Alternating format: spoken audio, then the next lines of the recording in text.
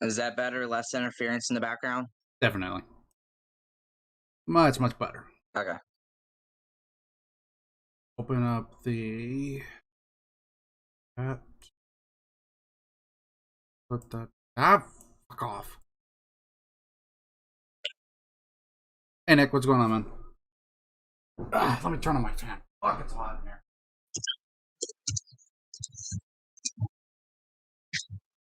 But mainly, it's just because like my computer is like yelling at me, essentially.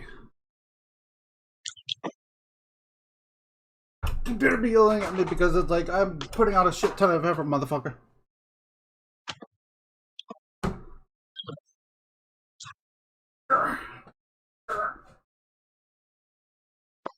Okay, I'm still pulling up shit because I stalled way too long. That's all good. Let's see. Yeah, I don't care. Game, don't stop. Get out of my way.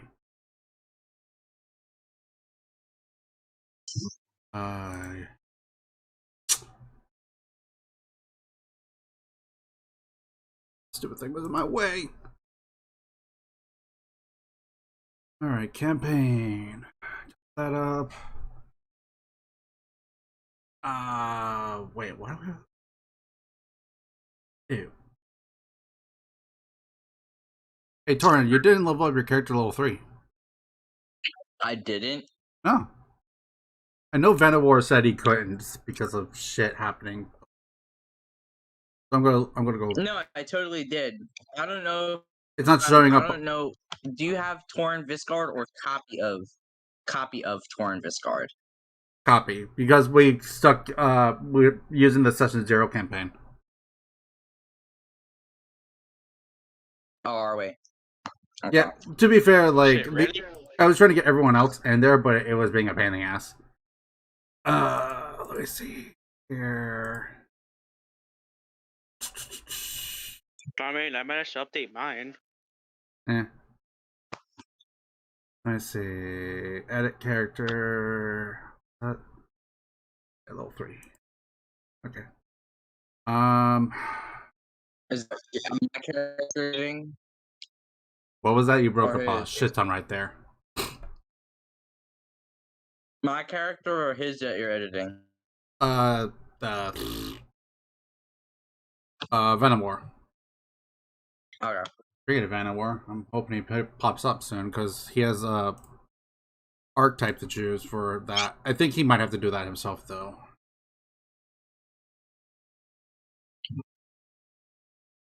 That might be something he has to do himself.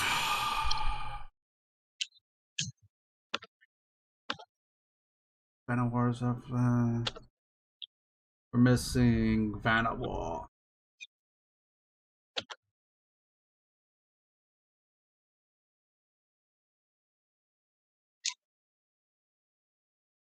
All right, he's level 3 now. Okay. Cool. There he is. There's Vanawar. What's up? Not much. Computer died, so can't really use it. But... Fair enough. You guys look in the pictures chat. Yeah, I saw him.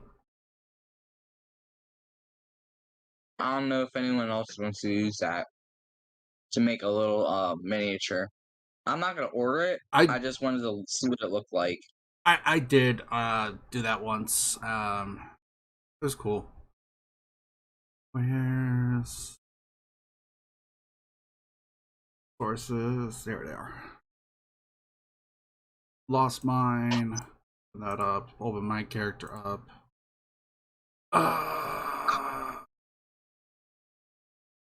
Let's see. Where were we? That. So we were at this. Okay. We were doing that. Wait, how many parts are there in this again? 4. We're only on chapter 1 still, technically.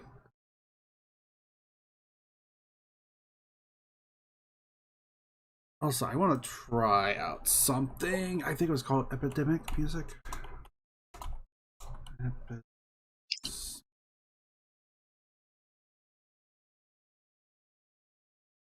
So Dane, how many sessions do you expect Lost Mine to be? Depends on how fast we progress. True. Yeah, true. Last time we managed to finish off that boss, so. Because technically, we're still in chapter 1 right now. Oh yeah, that's right. I need to do that. Boink. There we go. There you guys go. There's a stream for you in the Discord now. Sweet. Okay. I'm gonna go AFK for like 30 seconds. I'm gonna go put this ice cream away. I ain't good. I'm gonna look up some stuff on epidemic sound.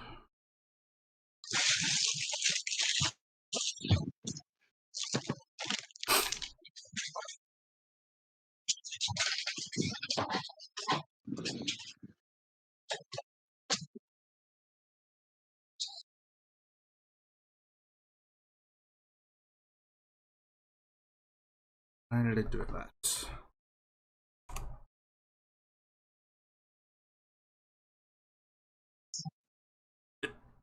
Sorry, Nick. I had the chat closed for a little bit.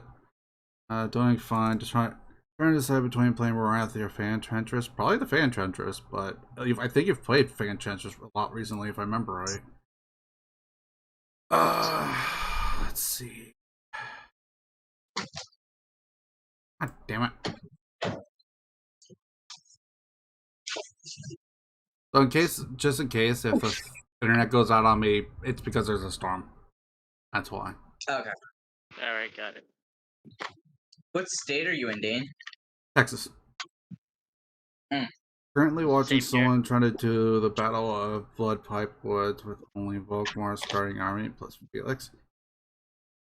Yeesh, sounds like a fucking bitch. It does. Is the wolf still alive? Yeah, the wolf's still alive. Oh yeah, I'm pretty sure they were asking about Sif, right? Yeah, probably Sif, if not the regular wolf too, because Phandelver did get a wolf last episode. Yeah, the only thing that'll be able to tell the difference is Biscuit and Sif. Yeah, and Biscuit is Phandelver's. Yeah, Biscuit's just a nice old wolf. I do want to say also for Sif, go ahead and make his HP 35 right now. Got it. As for Biscuit, I'll have to look up the wolf stats and I'll go from there. I do not know for certain right now, off the top of my head.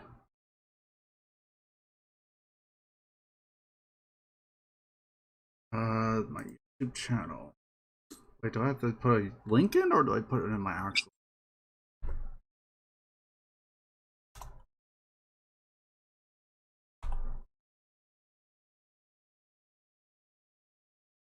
Done and changed. Cool. I meant the wolf that was tamed during the campaign. Yeah, the wolf's still alive. Pretty much Sif just fucked everything that was in that room. Very much so, yeah. He was the real MVP. Sif was the real MVP. Very much so, yes. Disconnect. And he's still just a pupper. Yep. He's a good pupper. A very good pupper, yes. He deserves many head pats for that last campaign, which I gave him. Much head pats. Much head pats. Much love. Motherfucker. I really... There it is. Hiding behind that, that's why. Boy.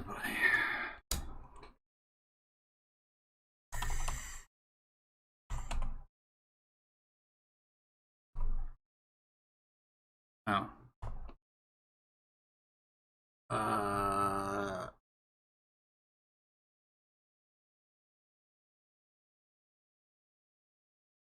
number.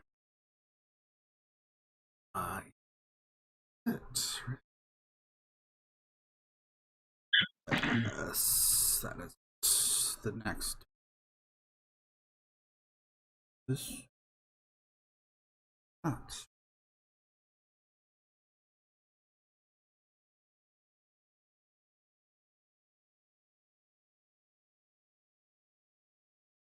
Really?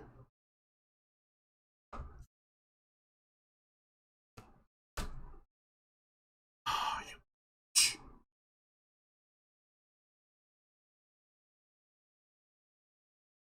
bitch. Fine. Put it that way. Did you ever come up with the name for the Tin Wolf? Yes, it was Biscuit.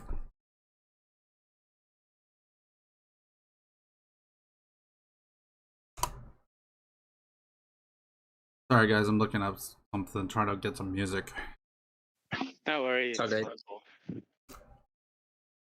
Because I've heard some of the music from watching the Aorius campaign, and I enjoyed what I heard. Mm-hmm. So, who actually watches High Rollers, by the way? Or does no one watch them?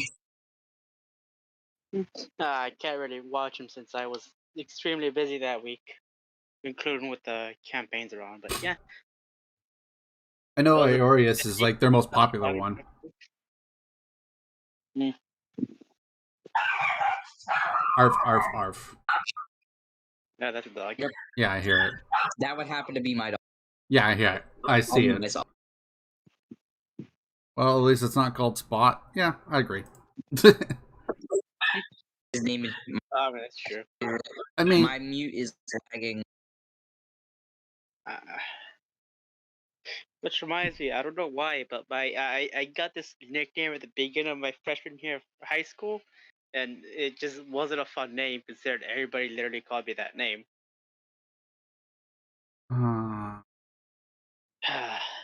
It- the funniest part though was at some point some girl just so happened to name her dog the exact same nickname I was given, and he was just looking and barking at me as she said Spike, and we both just turned to look at her, and she just looked at me questioningly, you know.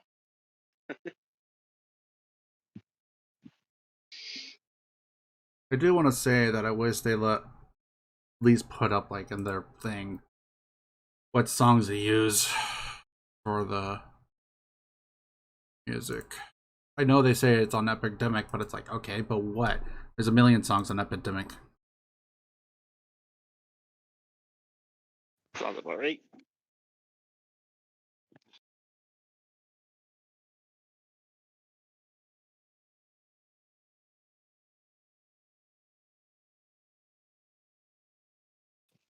Yeah, they just put music courteous of Epidemic Sound. God damn it.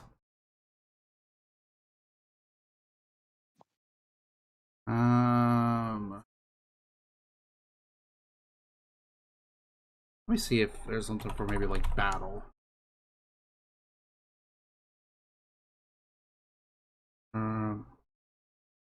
Music I think I heard was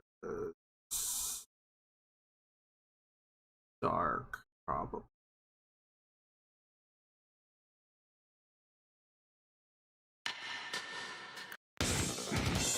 Oh.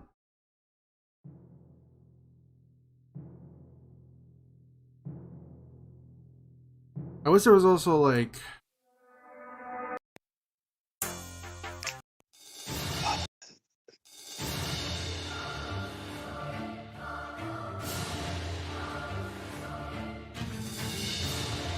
that would be good boss music. No.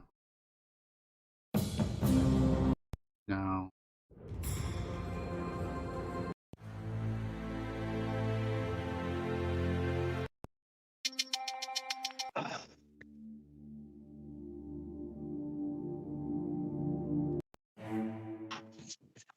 Maybe it also would be epic, maybe?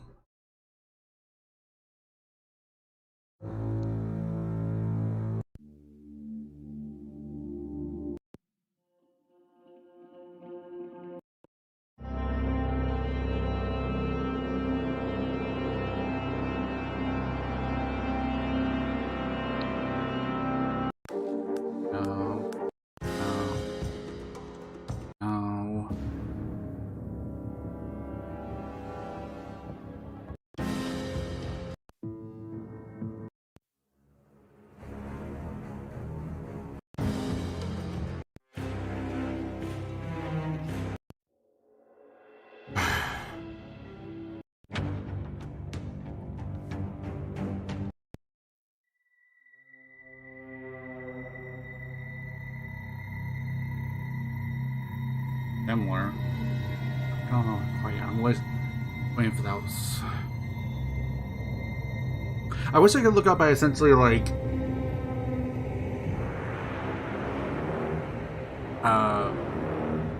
instrument as well, because I know the music that I'm looking for involves violins.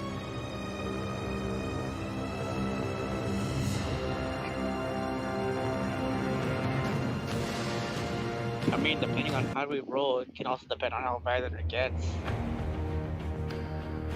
Well, it kind of is like a dun dun dun, kind of like that kind of beat, almost like. It's hard for me. Hard for me to explain. No. Probably not that. No. Similar. At least for the voice part. Well, not quite.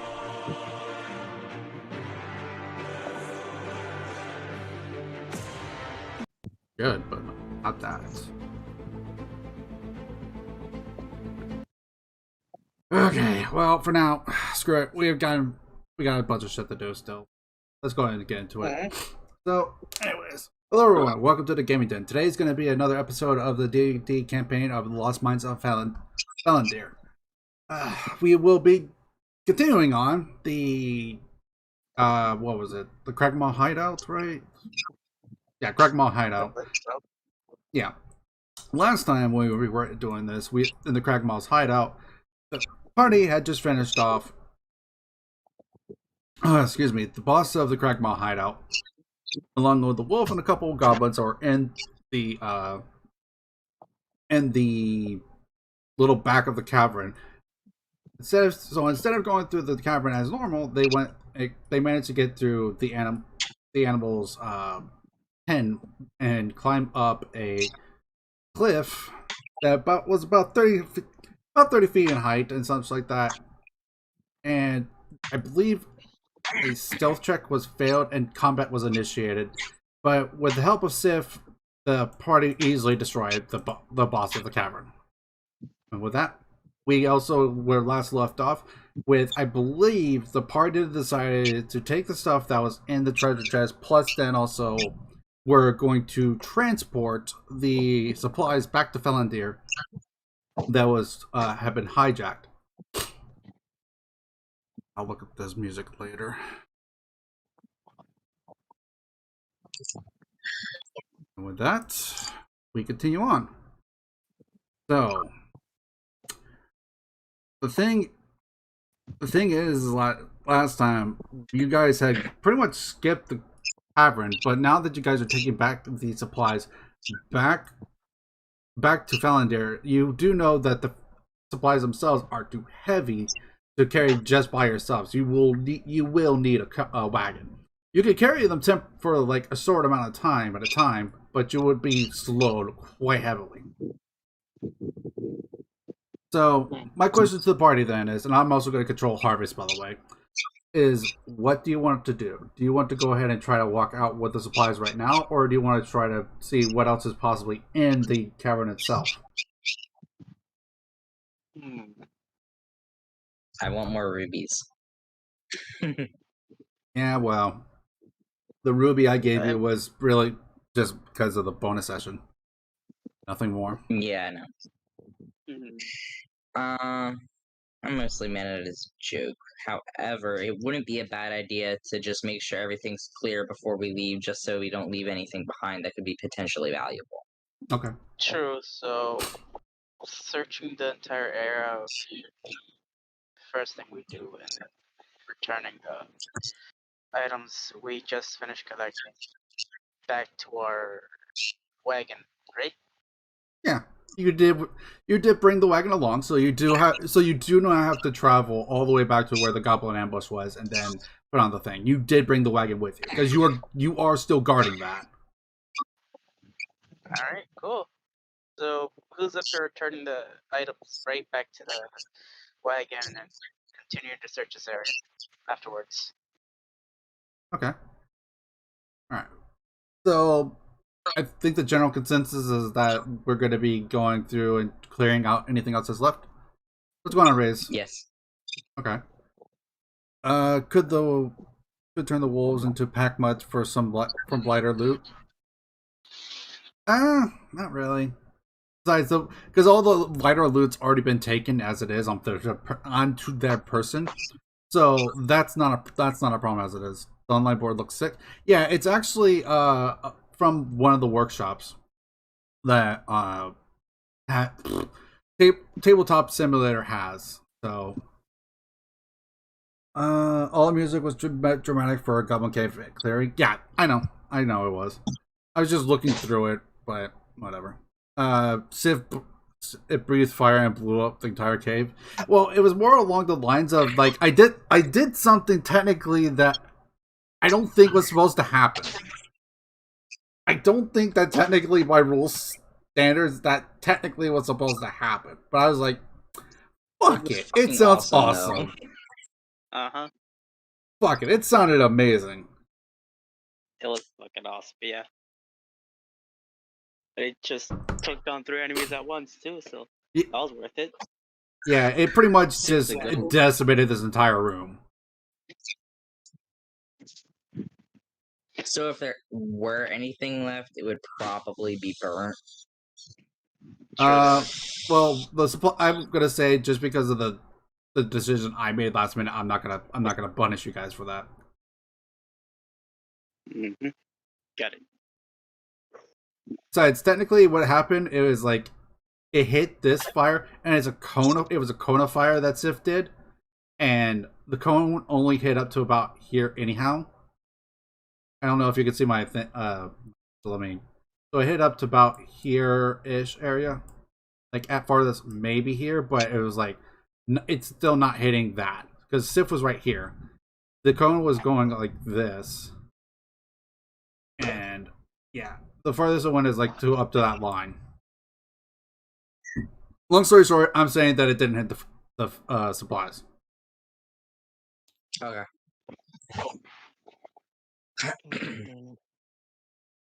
Okay, so with that being said, we're gonna go back to the cave. Who is going first? Torn wants to go first. Arn wants to go first? Okay.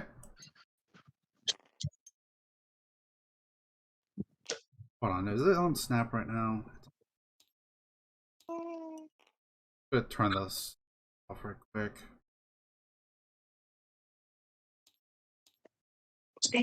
Just make sure they don't, because Snap is very fucking awkward.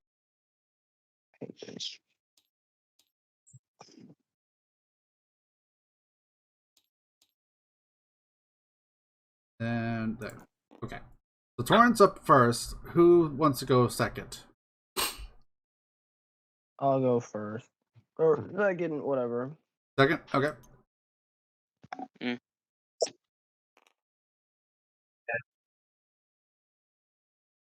Okay, Savannah War would be second.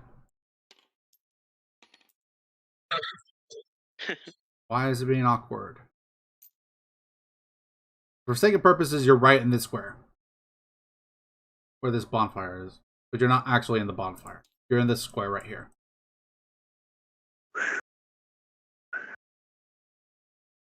Alright, Artorius, do you want to be second, or do you want Title to be third, I mean? Sure, I'll be third. Okay. Right here, and then I'll have Harvest and Biscuit kind of stay to the sides. Where Sif is going to stay with Artorius, and then Biscuit's going to stay with Vanillawar. So kind of like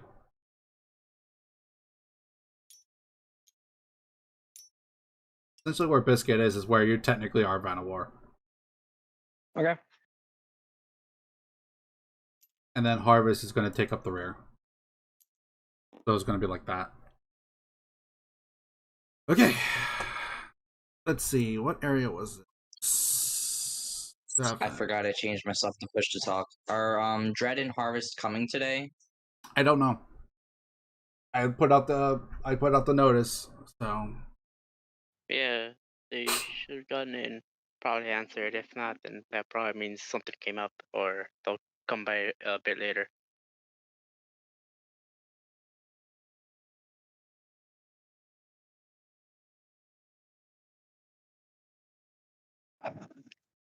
It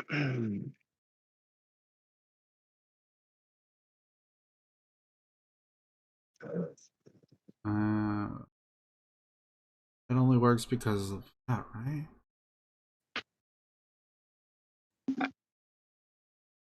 Oh.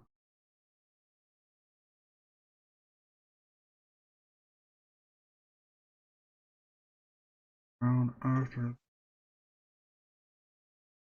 Oh, damn it. Where's Area 5? Area 5's up.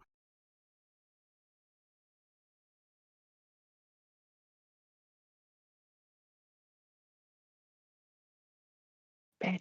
And then it gets a.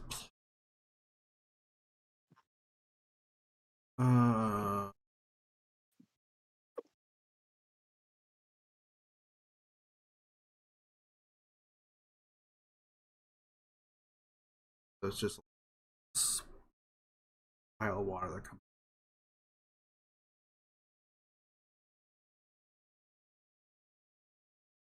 Okay.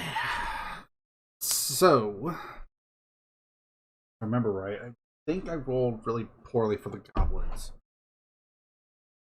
I don't think they heard. They really paid attention to what was going on in the room next to them. If I remember correctly. Yes. Just a double Yep. check. Yeah, they didn't hear shit. Yeah, no, that's Oh wow. They didn't hear shit. And we made I out just that rolled. noise I too. rolled a 3. Oh shit, that's funny. Like, and even with any boosted perception, it's like I think the minimum perception for hearing something in this cave was like 15 or something like that. Yeah, I don't think it's real high enough. Okay. Where's goblins?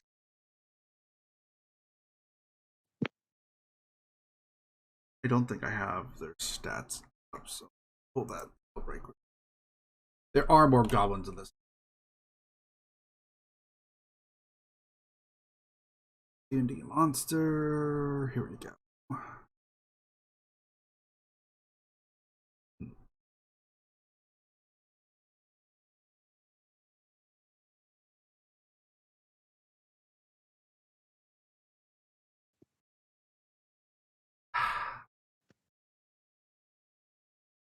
Perception was wisdom, so they do have a minus. Oh fuck. Yeah. Goblins are very easily distracted, just do not care. No wonder why they were so easy to kill. Well, they are level 1 monsters, technically. Is there a rule book yeah, anywhere? I'm just trying to watch and understand how to play. Yeah, there is a rule. There is basic rules that are available, I believe, for everyone on the D&D Beyond site /app. There is a player's guide as well, but it's definitely something you should have, but it's less necessary if you're just kind of just starting to get into it. Anyways, all right. So as far as everything goes, all right. So Torin, since you are going to be leading, how are you going to go about this? Are you going to try to move stealthily, or are you going to move ahead just not caring? Or are you going kind of like running through? And I won't say necessarily not, essentially not necessarily not caring, but more like at a normal speed, I should say. More so at a normal speed, but not necessarily, not that I don't care about any dangers, but I'm not afraid of them. So I would like to lead the group at like a normal but somewhat hasty pace, since we do need to deliver these items. Okay. For what you do know, though, it didn't smell like that the supplies were rotten or anything like that. So it didn't seem like it was like food at the very least. So it won't be something that will spoil if you don't get to them fast. So Okay. you do want to get them back, but you don't have a rush per se. Yeah, I Torin basically just wants to get this over with. Okay.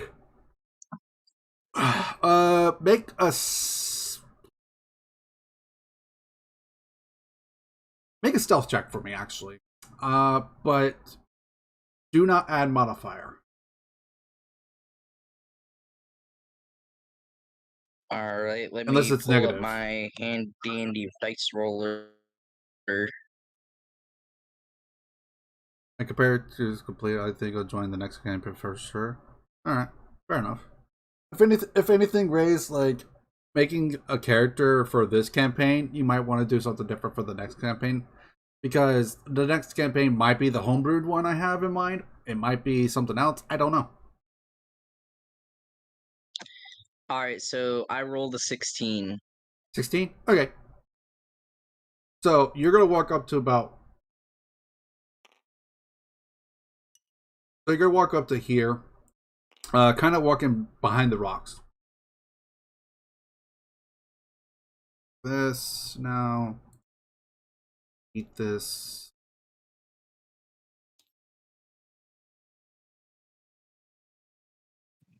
Trying to click on the fucking... I really wish I knew how to click on this goddamn fog of war thing. The only thing I don't like about it. Okay, so essentially you walk up to there, though, and you do see a couple goblins there, unawares. Just to make sure. Yeah, they think, like, it looked like you could tell, like, just from a glance, their ears twitch, so they hear something, they just don't know what they hear. Could be from, and it could be coming from anywhere, because it is a cave, so it's reverberating. So it's hard to tell, it is hard to tell for them. Like, they know there's something there. They just don't know where is there. Alright. So you do see these goblins. Make a perception for make a perception check for me. Everyone? Gotcha. Torin just Torin for now. Because he's up front. 12. 12? Okay. Oh. You only just see these two. You think you might hear more goblins, but you don't know where. Because the sound's just reverberating through the cave, like I said. So it's hard to judge distance because of the echo. But you do definitely see these two goblins that are right here. What do you do?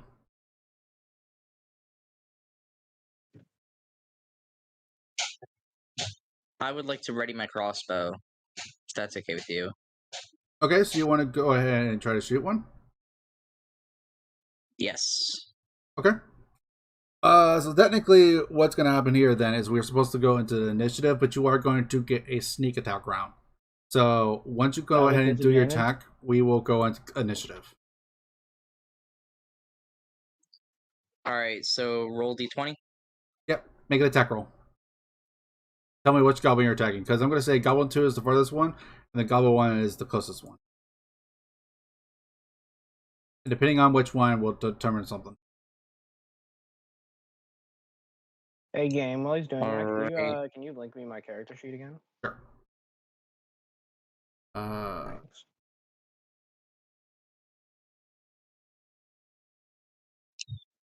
Shit, I hit a 10.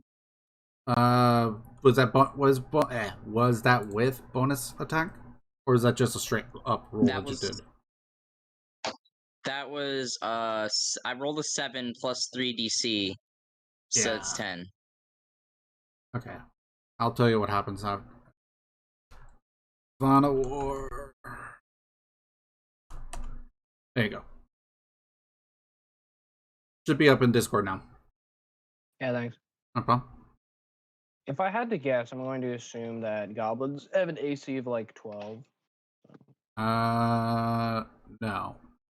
Based on previous combat, you do know goblins have an AC of 15. Because Wait, 15? They have leather armor and shields. What the hell? Yeah, these goblins have been raiding for a long time, so they've gotten some supplies and stuff like that. It looks like it's kind of loose fitting on them, so They don't care about necessarily the fitting, but it's still armor. Alright, so with that, we're going to go ahead and roll some initiative. Got it. Alright. Wait, all of us, right? What's up? All of us? Yes, everyone. You Yeah. guys now. 19 plus 2 is 21. Okay, so Goblin 1 rolled that. Goblin 2 rolled that. Oof. Alright, let's see. I rolled a 3. Alright, I'm going to ask you guys for these things in a moment, but first thing first. I want to test out something.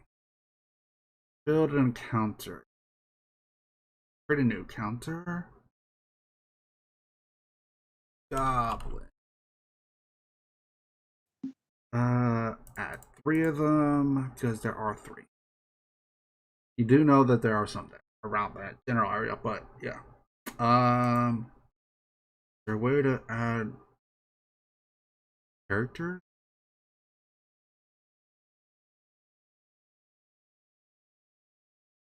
Let's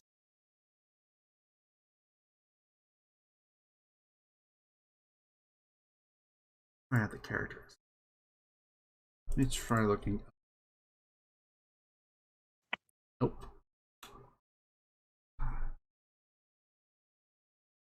Monster.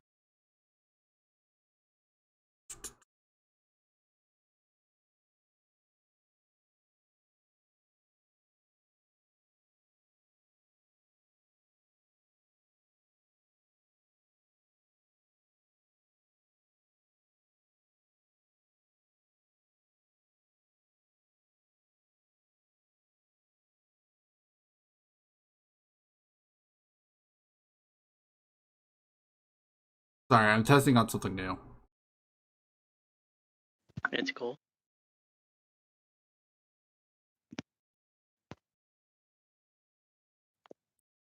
Okay, while we're doing this, I'm gonna get some Wozak.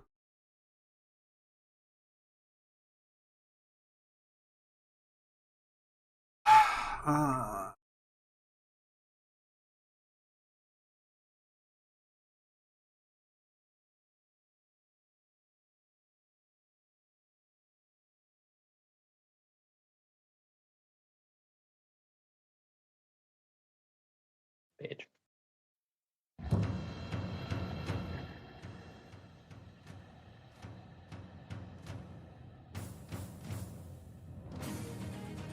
Okay, there we go. Got some music. So, we're going to go down the Artorias. What was your initiative?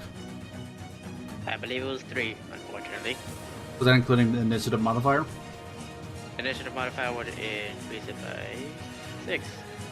So you got a 6. Phandelver. Yep. 19 plus 2. 19 plus 2, you said? 21, yeah. I have to turn down the music a little bit more. I did not roll for my character yet. Okay, sure.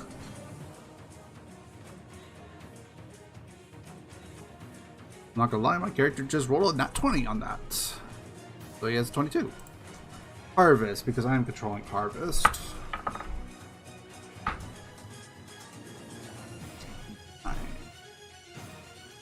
Let's see, Harvest. Harvest has an initiative modifier of 0, so 8, 9. Torin, what was your initiative?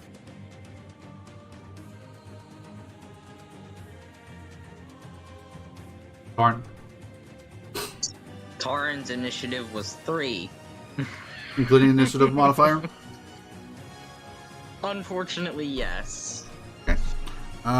So Goblin 1 had an initiative of that. The second one had an initiative of that. Third Goblin. This matters a lot, actually. This one specifically.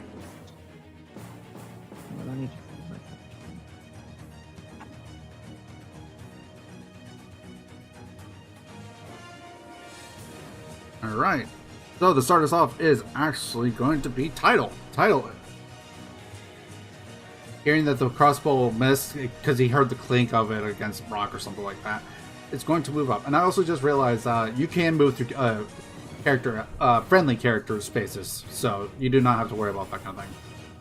So Title's going to move up 5, 10, 15, 20, 25, 30. So it's going to move up right here. I believe the goblins are like right here and here. Alright, so let's see. Title is going to make an attack with his Warhammer. Why not? Title is going to attack with the Warhammer. Two-handed.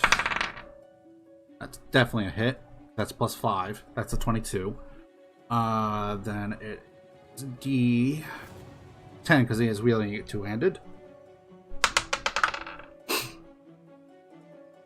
That is a 9. Bless me. So he rolled 9 plus 3. Oh yeah, this goblin's just pasted now. So you see... Oh yeah, I forgot. Title's technically raging. So technically he did more damage, but he's still paced. So he's going to bonus action rage. He attacked with the Warhammer. So I don't think he has reckless attack yet, but I don't think he would do it anyways. So he go. Okay, so you see. So the scene. So you see Title run up to these goblins that he knows is there thanks to Torin, and he just goes into this rage, letting the rage take over him as his eyes light up blue for just a brief moment, showing the signs of just rapid raging waters going through him. And he just charges, barreling through the doorway. And then he pretty much catches the first goblin unawares, and he just lifts the hammer over his head and just slams it into the goblin's head, and just effectively breaking the goblin's neck and turning it into paste into the ground. And this first goblin is dead. That was an instant death. Holy shit. Yeah.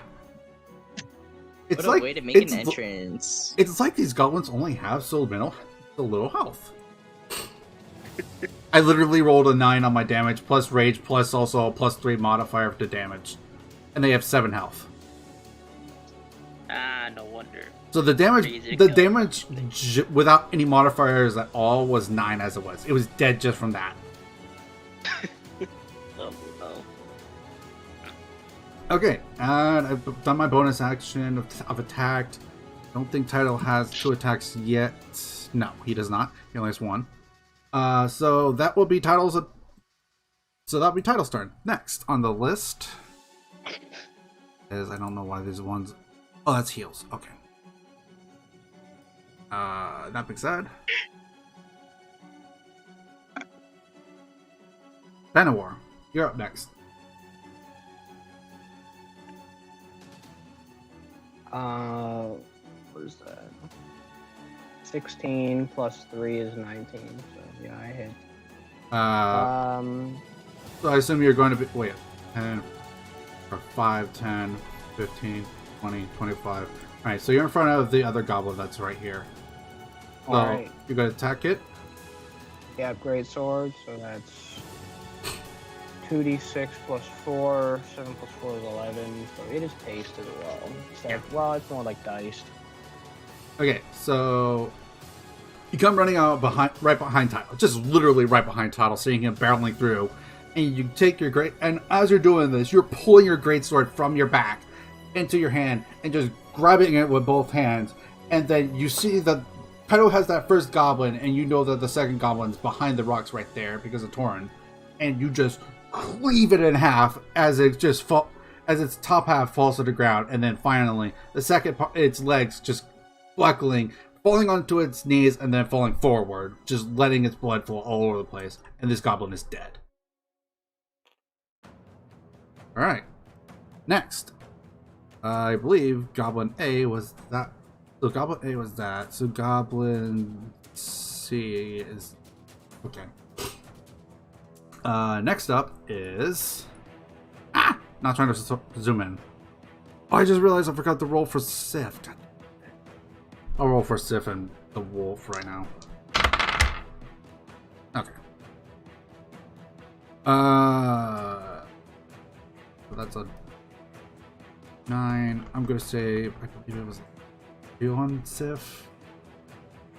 I believe it was also a +2 at minimum on the wolf. So that means the wolf goes first. After that. So I'm gonna go ahead and let you command the wolf, Phandelver, because that is your wolf. Mm-hmm. So what do you want the wolf to do? It is its go. I guess I can have it attempt to maul one of the goblins. Okay. Let me pull up the wolf right quick just to remember what its speed was. It shouldn't be any lower than a human. I'm double checking, that's all. All I am doing. Okay, so it has a speed of 40. Okay.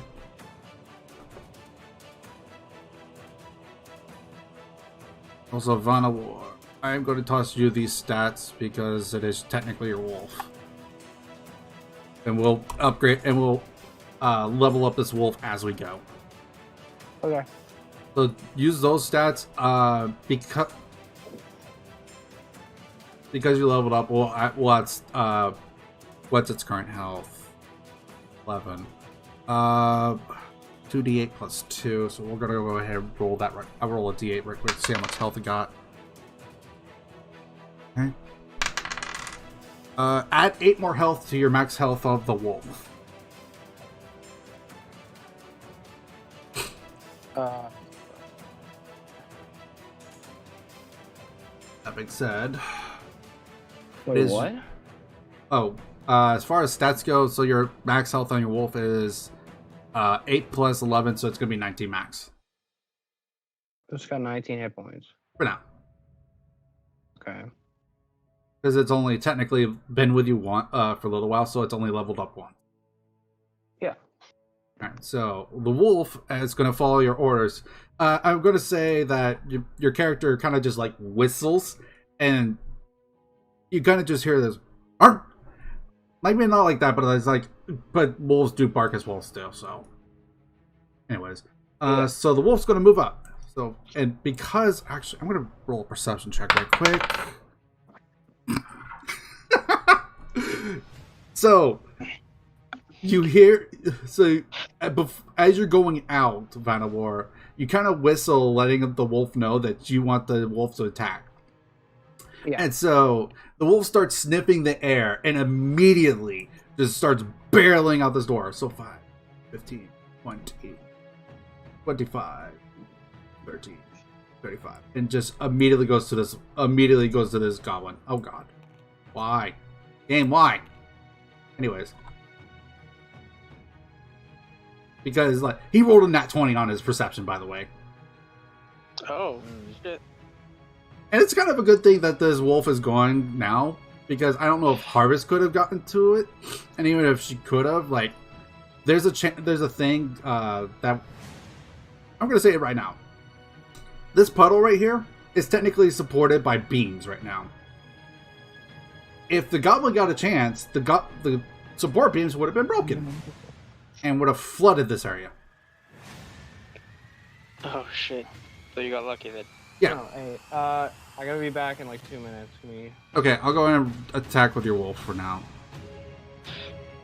I'll roll to attack. Okay, it has a +4 to hit. A +4 to hit? God damn, 15. That's a 19, baby. 19. Hit damage is 2d4 plus 2 piercing damage.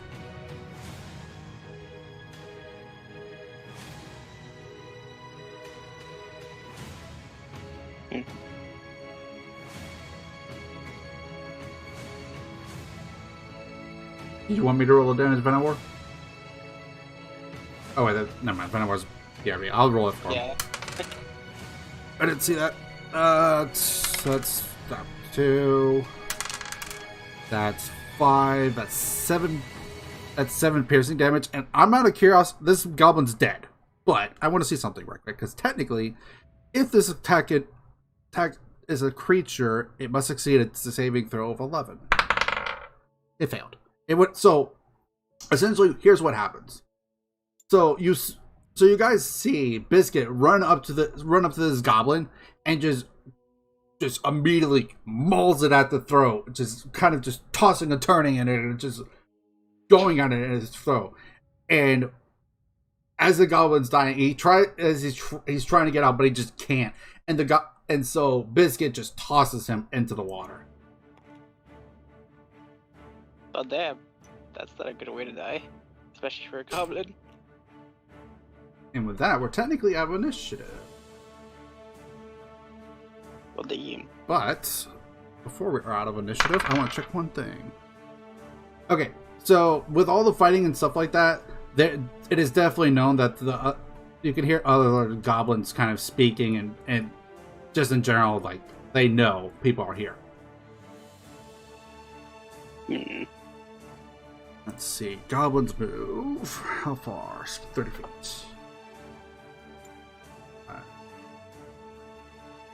15, 20, 30. You see another goblin come in. And I'm going to treat its initiative as Goblin's aids.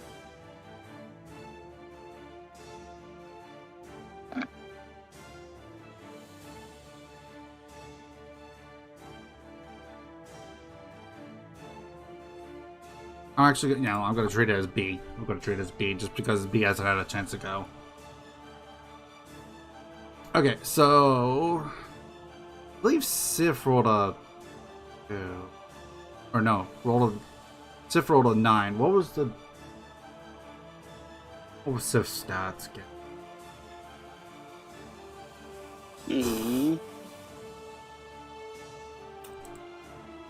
What are you looking for? Initiative specifically, if I can. Initiative? Initiative modifiers, if there has one. Biscuit ripped the goblin's head off? Yeah. I believe it was 3. Okay, so Sif rolled a 12 on initiative, so Sif gets to go next. Alright, so what do you want to tell Sif to do?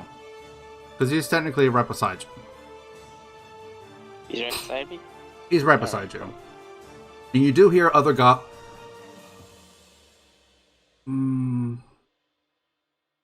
Actually, no. Torin and Vanawar would have seen this goblin starting to come up. And then you would also probably hear Biscuit growling because he sees another goblin coming up. So you would definitely know that more goblins are headed this way. Alright, so what do you want Sif to do? Just explain to me, do you want him to move up and attack, or how do you want to go? I guess I'd want him to move up and attack. Okay, God damn it, why did I not grab my bag? I was gonna roll dice, why did I not grab my bag? Where all my goddamn D6 are. I see good old paint the walls of the cave with blood and guts. Goblins starting strong again? Oh yeah, definitely. Goblins are not strong. Goblins are not strong at all. I need to check something because I know Sif did use his fire breath. Sif gets his fire breath back. It's recharged. Sweet. It recharges on a 5 or a 6. I rolled a 5. Sweet. So there wasn't a really great chance for Sif to get the fire breath back immediately, but did get it back. Nice. Okay, so that being said, what do you want Sif to do? Because I believe Sif moved, 30 feet? I believe so. I think I still have the stats for Sif. Nope, I do not. Why do I not? Wait, no, there it is. I had it. We just didn't have it twice anymore. Speed of 30. Yeah, technically Sif has a pop, so I guess that makes sense. Mm-hmm.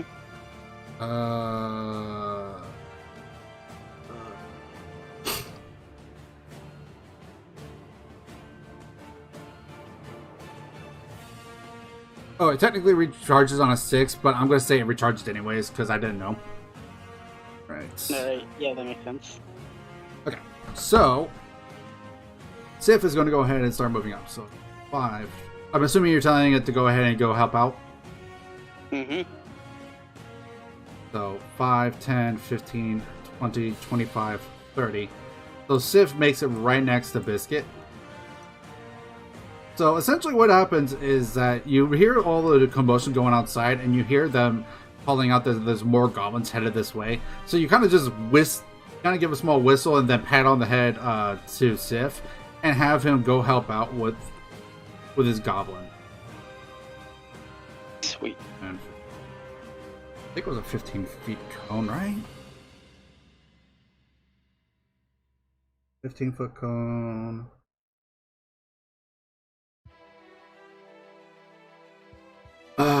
I'm gonna say it.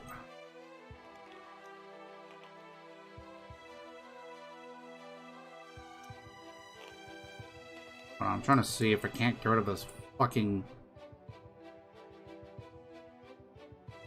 Still can't get rid of it. Yeah. So the way Sif moved is like he's technically towards a further upper corner of that.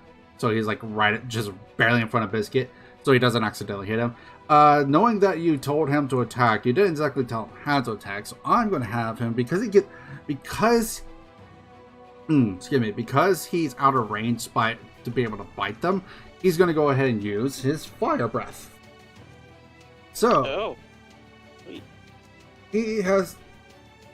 so each creature in there has to do a dexterity modifier. Wait, dex modifier? Strength modifier? Dexterity. Dexterity modifier. God damn it. All the way up there. I'll reroll that. Let's see. Goblin. Did they have anything on dex saves?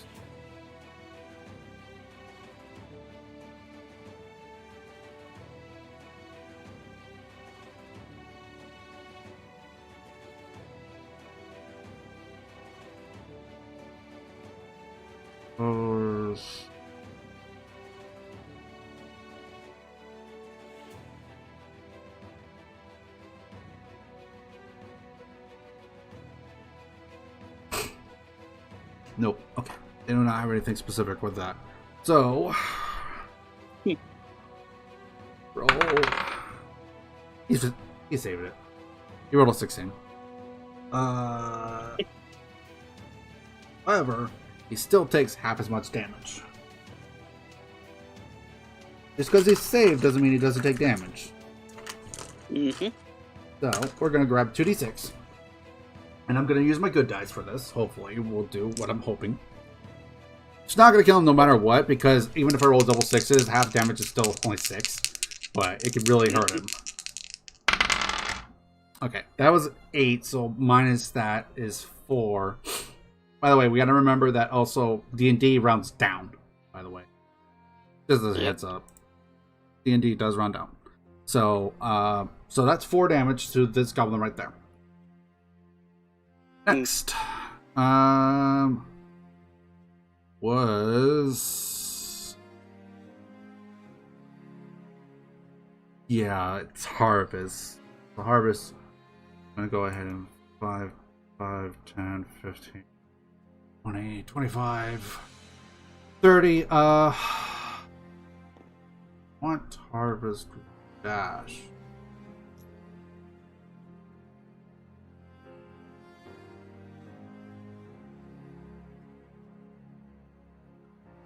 I mean, Harvest could. But would Harvest dash in to block the potential others?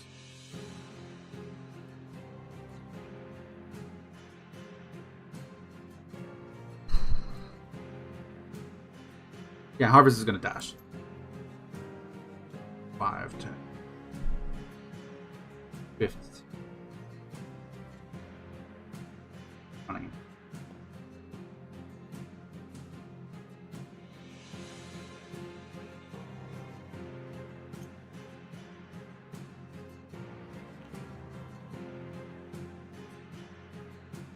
Because Harvest dashed, can't do any attacks this turn. I don't believe Harvest has any bonus actions that can do anything. Excuse me. No. Nope. Okay. Next is Artorias. Because the one that was supposed to go next is actually Goblin. Goblin C, but Goblin C is dead. Goblin C is dead? Yeah. Because technically it was A, B, or it was like A, B, and then C was all the way over by where Sif and Biscuit are. This is technically taking the place of Goblin B. Got it. Sif is more deadly than a Xenomorph Terminator. Sif is good. Sif is good boy. He's very much is. The goodest of boys. Mm-hmm. Anyways. The Okay. very first dog joined our journey. Alright, so Artorias, your turn. I'll go ahead and head out right next to Stiff. 5, 10, 15, Make it that far. 25, 30. Oh, right here. You do not have line of sight to this goblin, and you cannot be in the same space as someone else, even if it is an ally. Yeah. So you are behind there. You can technically dash up, but you cannot make any more actions after that. Like, you can still bonus action, but I don't think you have any offensive bonus actions. Got it. Alright. So, do you want to just stay there? Yeah, sure, I'll wait. Okay.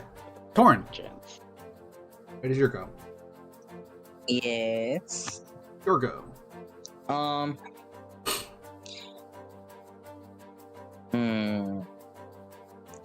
I definitely want to move up with the rest of everyone else. Okay. And try and get line of sight of that goblin. 5, 10. So, you want specifically line of sight. So, your line of sight would be right here, but it will still get cover. Like, you can see it, but Okay, it isn't cover. Excuse me. Which means it would get, I believe, +2 to its AC.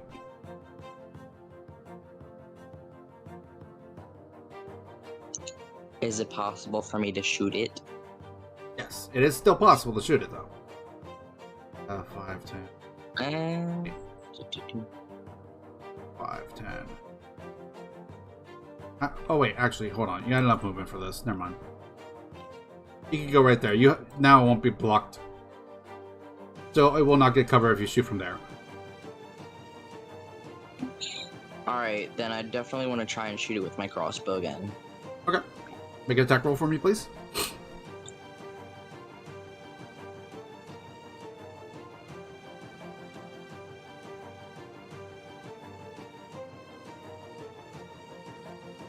Okay, 19 hits. 19. Damage roll, please.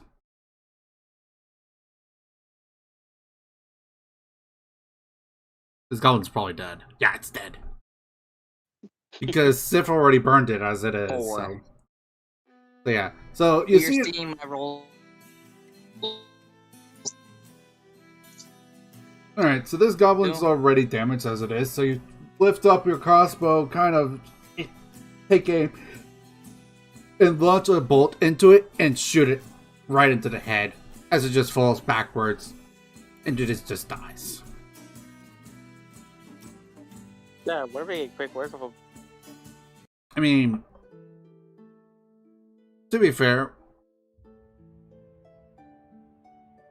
they're goblins. Well, I mean, yeah, they're not that hard to kill. Yep. So it makes sense. And just to make sure, no, nothing's hurt this time. Alright, so you guys are out of initiative. Alright. Alright, with that being said, that encounter is done. Anything specific? Okay. I will say at the very least from here, you can tell there's two from Torin and Harvest, you both could see that there's two paths that you can take. One leads back down to essentially where you came from. You The other, it leads across a bridge into an area you do not know about. Alright. Really wish I could get rid of this fog of war shit. I mean, you might just do it the last session. I know, but it's a very awkward angle thing. You have to find a very specific point, I think. Oh no, that just sucks. Yeah, it's like... Motherfucker.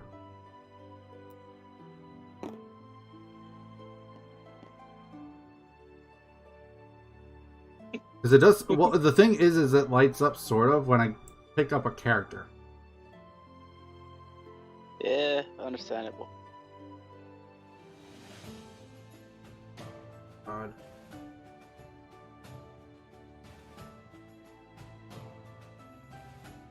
I really want to remove this fucking shit. Yeah.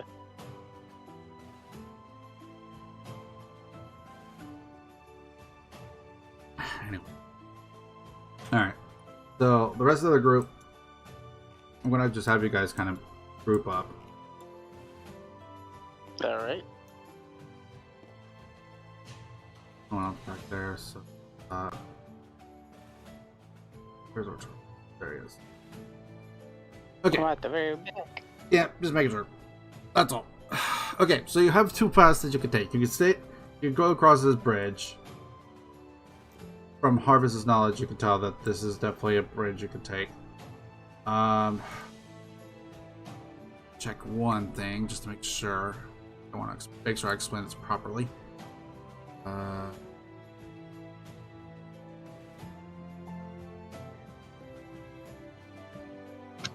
I'm going AFK momentarily to go to the bathroom. Just letting y'all know. Okay. Alright.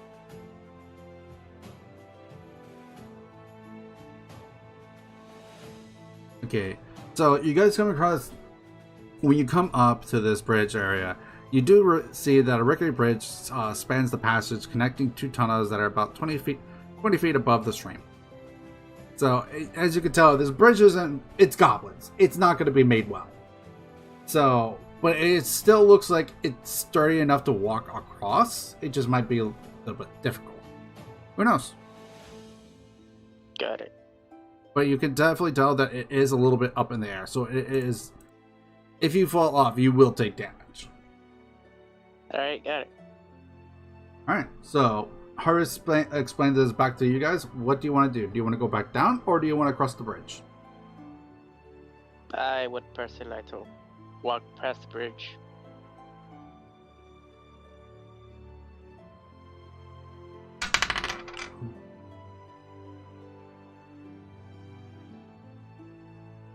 Yeah, I think crossing the bridge would be nice. That way, if we can try to carry the supplies down, we don't get surprised by more goblins, potentially. Mm-hmm. I'm going to assume Thor and Vanilla are going to be of the same opinion. Since I'm playing Harvest 2, I'm going to say Harvest is of the same opinion. I'll double check just to make sure. Yeah. Harvest is of the same opinion. So you guys are going to go ahead and cross the bridge then. Okay? Got it. Who's going first?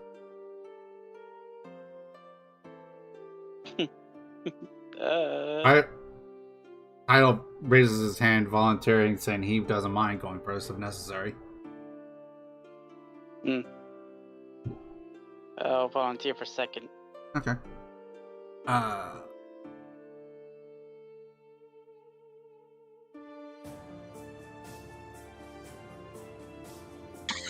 back. Welcome back. Welcome back.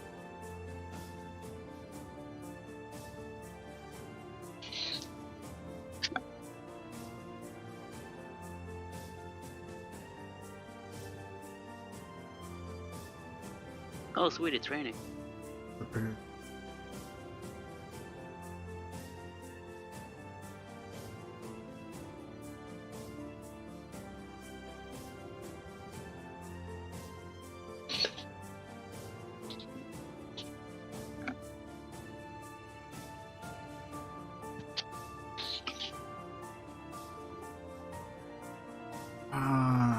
I was trying to check something if there was a But I just misread the section, that's all. I thought there was something specific that made this bridge a bit difficult to cross, but it's actually not that. It was something, it was more along the lines of, like, if you guys came down this path, it would have been, you could have climbed up to the bridge, but it would have been difficult. Alright, so we took the longer and safer path. That makes sense. Well, the long path technically is this. The long path is technically this path. Technically, yeah, true. Technically, like, the typical would be to go through that. But because you guys managed to go this way and find the little rift that was right here, you managed to skip all the hustle and bustle of all the shenanigans that was happening, like, through here. Because if you went this way, you would have had to deal with the goblin guard that was right here. And if the goblins spotted you, he could have called back to the goblins that were back here, and they would have released the supports that were here, meaning that this water would have flooded this area. Oh. So we actually matched up with disaster. And so, I'm going to read it from the actual book thing. So it says, Flood. The large pools in Area 7 have collapsible walls that can be yanked out of place to release a surge of water down the main passage of the lair. And in the round after the goblins in Area 7 are signaled by the lookout in Area 5, which was the bridge, by the way, they start knocking away the supports. In the following round, on the goblins' initiative count, a surge of water pours from Area 7 to Area 1. Down to Area 1. So Area 1 is where you started, by the way. And then it says the patches is. This is the description I would give you guys. The patches are suddenly flooded with a mighty roar as a huge surge of rushing water pours down from above. And it says the flood threatens all creatures in the tunnel. Creatures on the bridge at Area 5 are out of danger as any characters successfully climbing the cavern walls. Any creatures within 10 feet of the discussed patches at Area 4 or the stabs leading up to Area 3 can attempt a DC 10 Dexterity saving throw to avoid being swept away. A creature that fails a creature that fails to get out of the way can attempt a DC 15 Strength saving throw to hold on. On a failed save, the character is knocked prone and is washed away to Area 1, taking 1d6 damage, bludgeoning along the way. And then the goblins can release a second flood, opening the second pool, but they don't do unless the goblins on the bridge tells them to. The goblin on the bridge waits to see if the first flood got rid of all the intruders before calling back for the second one. So technically, what happened here is because the way you went, you avoided all this shit. Fuck, we got lucky. Can I cast magic missile on the bridge? Yeah, you can actually. It does have an AC and HP. Oh, cool. So technically, you can destroy that bridge. Alright. Thankfully we have it though, so we can still cross that bridge and see what's on the other side. Yep. I believe we agreed that Tidal was going first, so... Tidal's going to go ahead and start crossing the bridge. Does anyone care to be second? Or... I believe I volunteered. Okay. Artorius, you're going to go second then.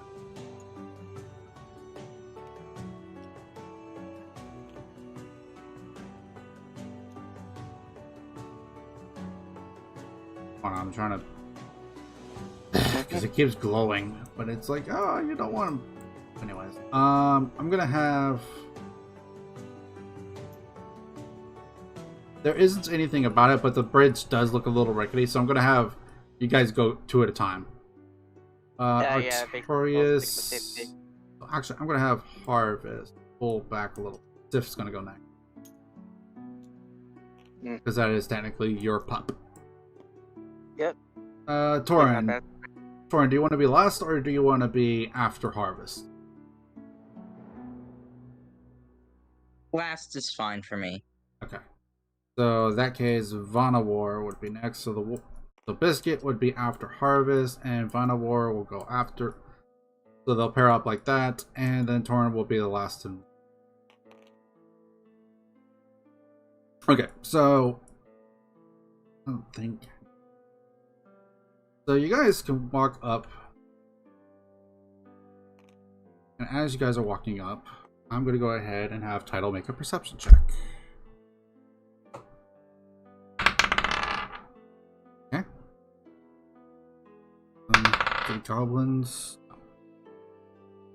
Alright, so Torin, or not Torin, excuse me, Title walks up and doesn't really hear anything per se, but just continues to move up. Artorius, when you get to about here, I want you to go ahead and make a perception check for me, please. Got it.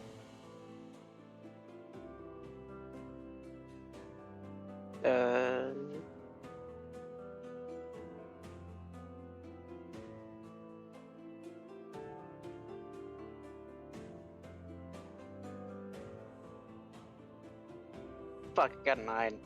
Okay. You do not hear anything.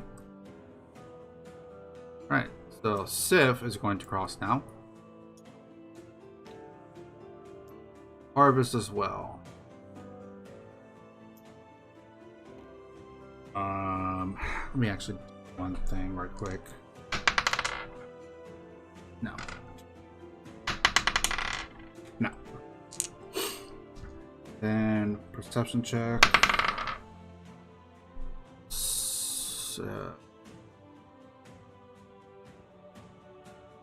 This reception. What a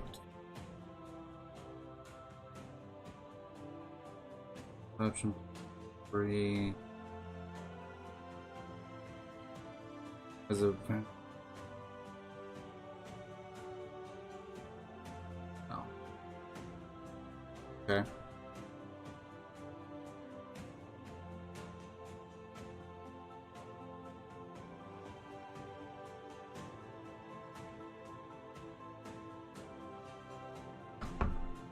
Okay, I believe that is actually well. Actually, he has advantage on it, so he could roll potentially higher.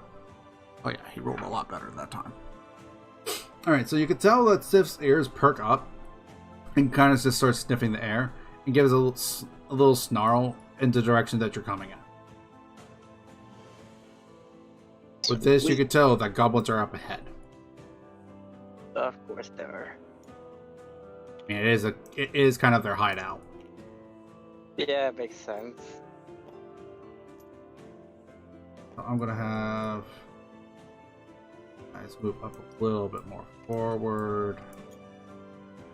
Go. These passages are not super narrow, but they're not wide. So you guys do have to fight a little bit as you go across, but not like super bad. Mm-hmm. It's a tight squeeze. Nothing more than that. Right. This. Way to get rid of that shit. Welcome, Harvest. Hello, hello. Hey, Harvest. Harvest! Hi. Welcome. Trying to get rid of this fucking fog of war, but it's not working. Alright, so I've been controlling your character until you got here, so... Yeah. Much Nothing- appreciated, by the way. Nothing's happened, really, so... Yeah, just cutting up your goblins. Some fighting, but nothing too major. Yeah. Alright, so... Tito's gonna go ahead and move up. You guys Okay. all in tow.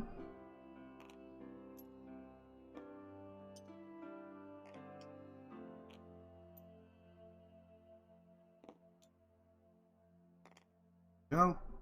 Alright, so I'm gonna have Title make one more perception check. But this time with advantage. Okay. Alright, so Title also I'm gonna have actually because situation. No. Ah! Fuck. Okay. That was a stealth. Alright. So Title moves up slowly this way, knowing that he hears the sound of goblins this way. and he can see there are 4 goblins in sight.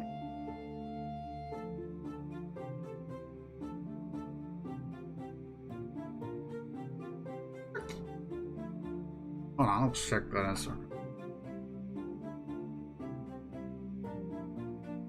But you guys can see that there are definitely at least 4 goblins in there. I'm gonna check one thing. Oh. Let me see, what area is that? Area 6. The goblin.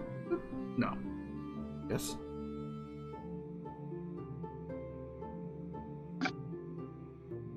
Alright, as you come up to this, let's see. You see this large cave is divided in half by a 10-foot escapement. A steep natural staircase leads from the lower portion to the upper ledge. Air is hazy with smoke of cooking fire and a pungent from the smell of poorly cured hides and unwashed goblins. Right.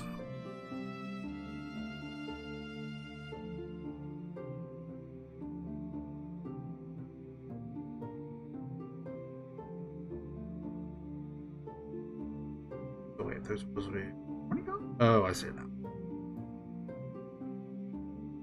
Alright. I want to make a quick retcon because I didn't say this goblin right here. There's actually technically 5 goblins in sight. That you can see. Cool, cool. I had a feeling.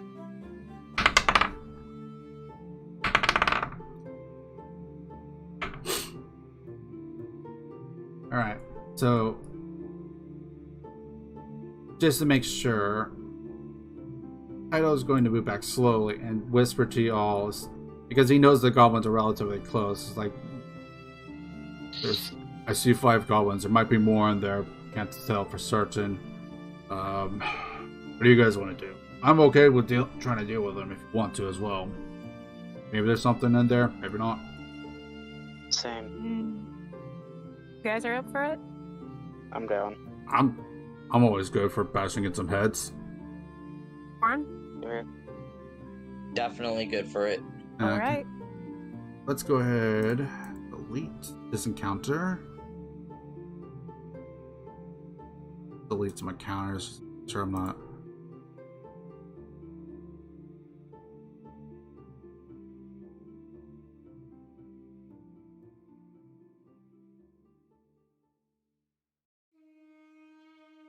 Create a new encounter. Goblin.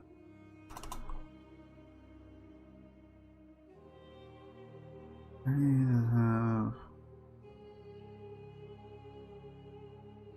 Where's a goblin? I have to look.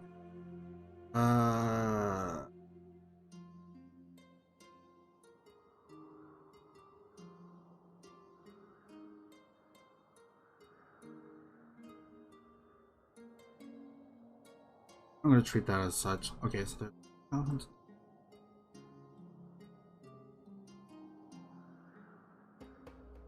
5.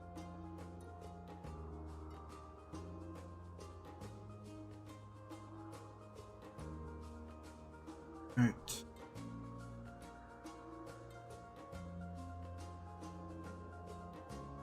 Save the encounter. And we're gonna go ahead.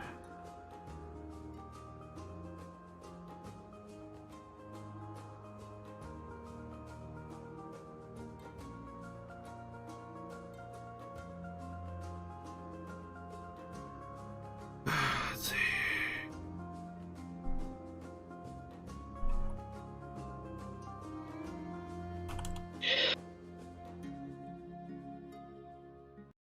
I'm gonna go ahead and look something up. Mm-hmm. We're going into combat here.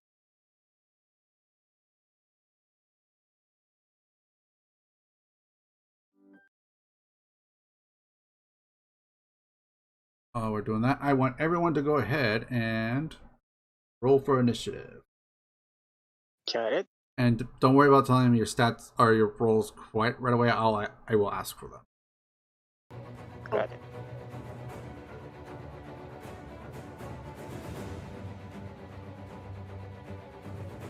So, two of the characters are in this game, not there. Alright, so with that being said, I'm going to go ahead and start rolling some initiative. I have a lot of goblins to roll for. Right.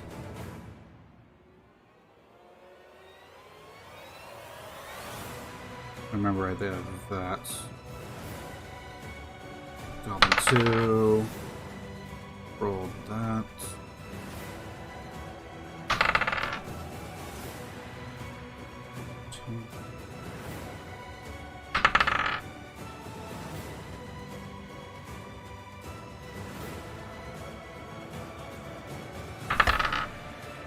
Okay. And so I'm going to say that they technically have a little bit more in that.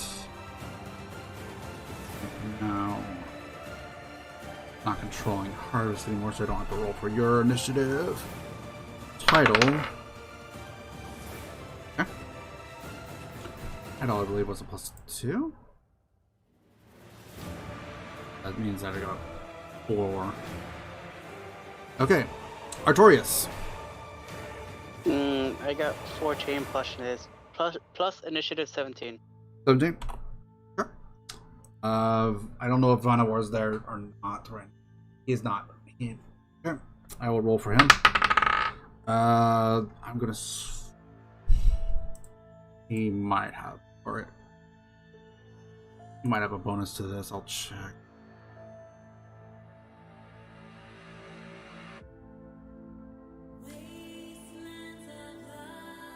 Yes, he has a +2. So that means that Vanawar rolled a 7. Cool. Harvest. Okay. 13. 13. Okay, Torn. 10. Damn, I got the highest. That's a surprise. I gotta roll. Oh. Actually, I'm gonna roll for initiative for Raze and Nalmira, and I'll treat them as Sif and Biscuit for now. Raze will be Biscuit, Nalmira will be Sif. Alright, so.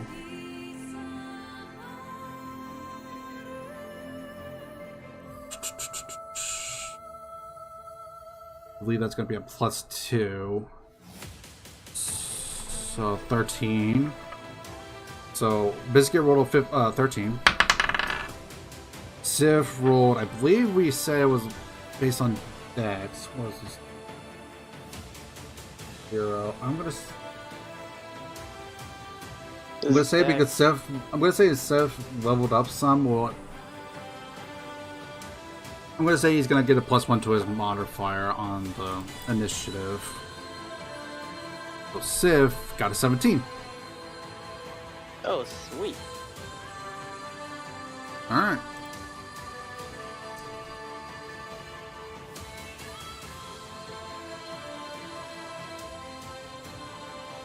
Okay. With that being said, we started our initiative now.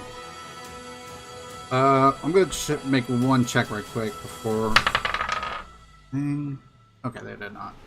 Alright, so the goblins do not hear you guys. So you get a initiative. You get 1 round of sneak attack. Cool. Okay. Go. A specialty. So, with that being said, we are going to start us off with Artorias. Get it. I'm gonna check one thing while you're doing that. No. Alright, so you're good to go. What do you want to do? You're essentially on this, about this tile right here, behind title, so what do you want to do? Sneak attack. Sneak attack? Yeah, sneak attack. I believe that's an ability of yours. How'd that work again? Artorias.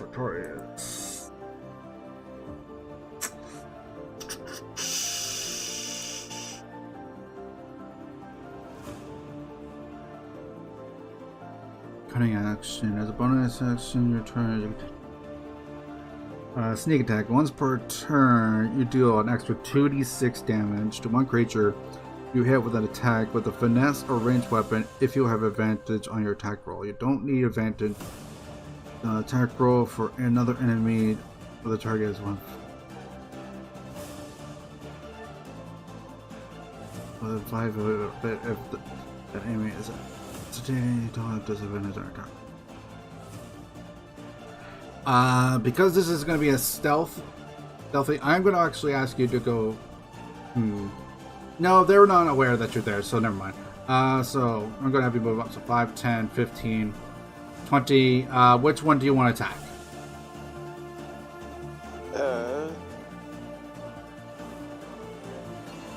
I would like to attack the closest one. Alright, so go ahead and roll the attack to hit. Roll with advantage because this is a stealth attack. Got it. Or it's just to say this is a surprise round, so roll with initiative, or roll with advantage because of that. Roll with advantage. Yeah. That is correct. So roll 2 dice. Roll attack dice. An attack dice. Yeah, for whatever weapon you're using.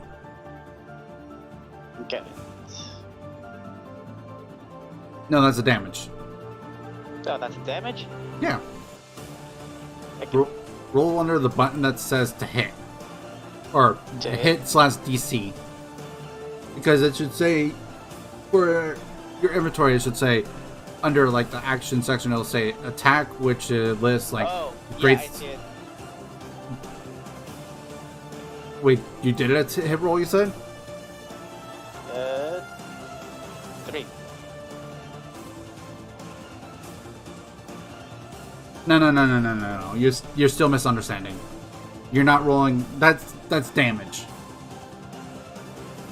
What you need to roll is called to hit.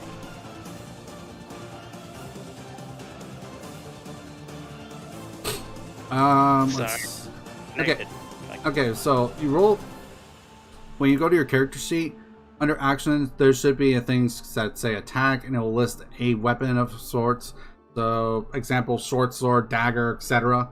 And then it should say the range, and then you look to the right, and there should be a square that gives a number with a plus in front of it. Yeah, I see it. AD4 plus 3. Oh, that's for my dagger.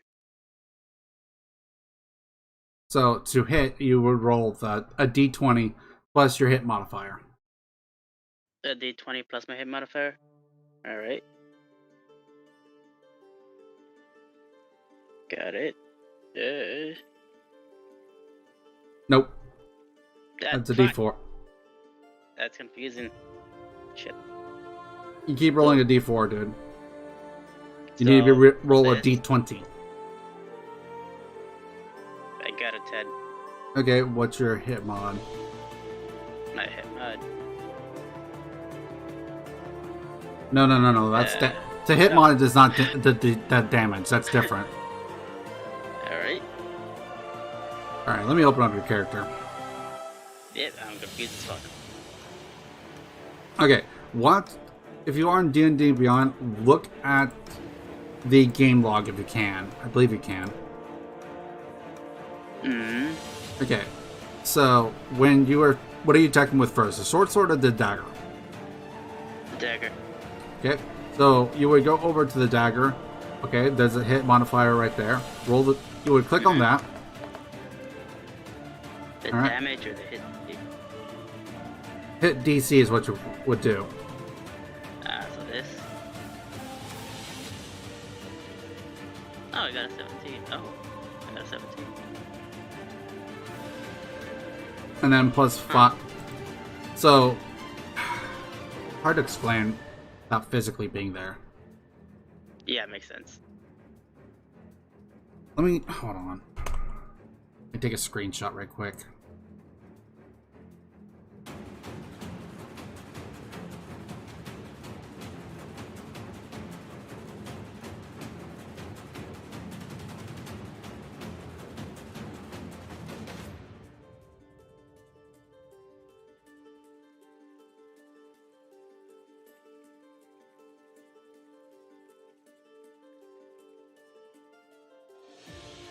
Okay. So you should be seeing on my screen right quick. If you're watching the stream.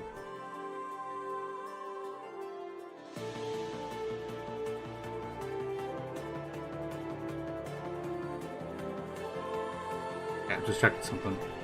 Alright, so if you are watching the stream right now, you should see the picture, right?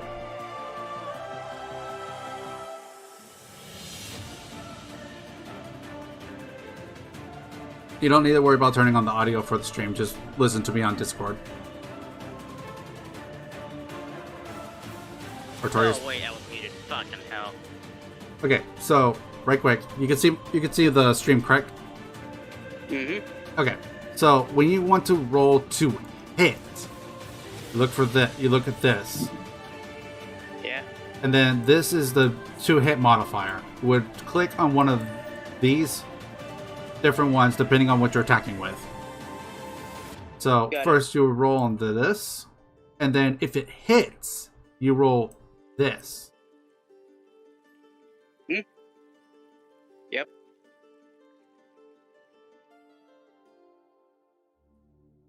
So, just so you're aware for the stream, like I know it's lagging behind a little bit, but you would look for the hit first, which that will roll a d20 for you. Then you roll the damage if you hit. So this is first. Yeah. This is second. Yeah. So you do the hit, and this will be on your character sheet on D&D Beyond. So you look into that section and you hit the button with a hit/DC first. Yeah. So you click on that. That will be your 2-hit roll. My So 2-hit roll. So when you do an attack, you must roll that first, unless the DM says otherwise. Got it. And then you roll the damage. You gotta hit before you can roll damage. Yeah, so roll the 2-hit first, so this first. And then that's. Got it. So roll hit and the damage. Got it.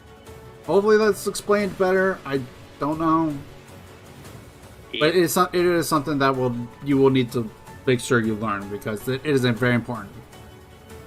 Yeah, got it. Okay. Well, before I pull that back up, let me pull the counter back up, and then pull that back up. Are you invading a cave full of deaf goblins or something? How are they not hearing you murdering all their goblin pals? Simple. Goblins are considered lazy and inattentive and just do not give a fuck. That's why. So it's not that they're deaf, it's more of just they don't care. They're very easy to fucking. When I roll perceptions, it's more of kind of like, in this case, do they care? They probably could hear it. It's just, do they care? Anyways, so I'm gonna go ahead and take the roll I did for you to hit, which was 23. Oh. I believe it was 23. I don't see it anymore. Anyways, we're gonna say it hit, so it's 23. So roll the damage now on the weapon that you attacked with, which I believe was the dagger first.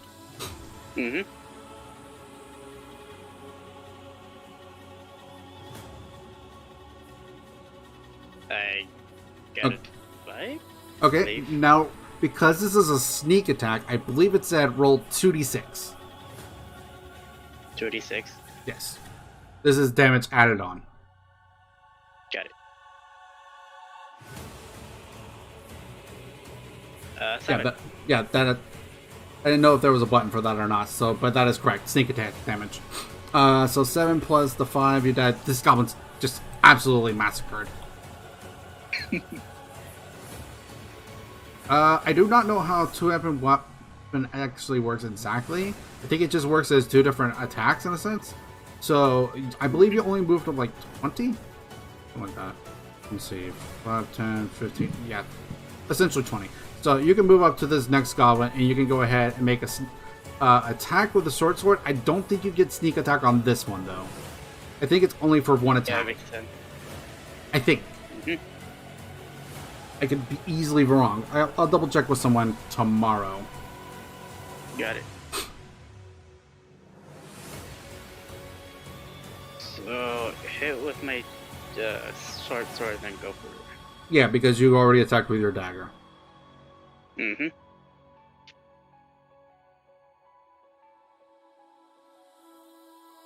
Oh, I got a 19. Nice. Plus 5 equals 24. It's in our name where fires don't complete auto care. That's Saul. He's a store manager.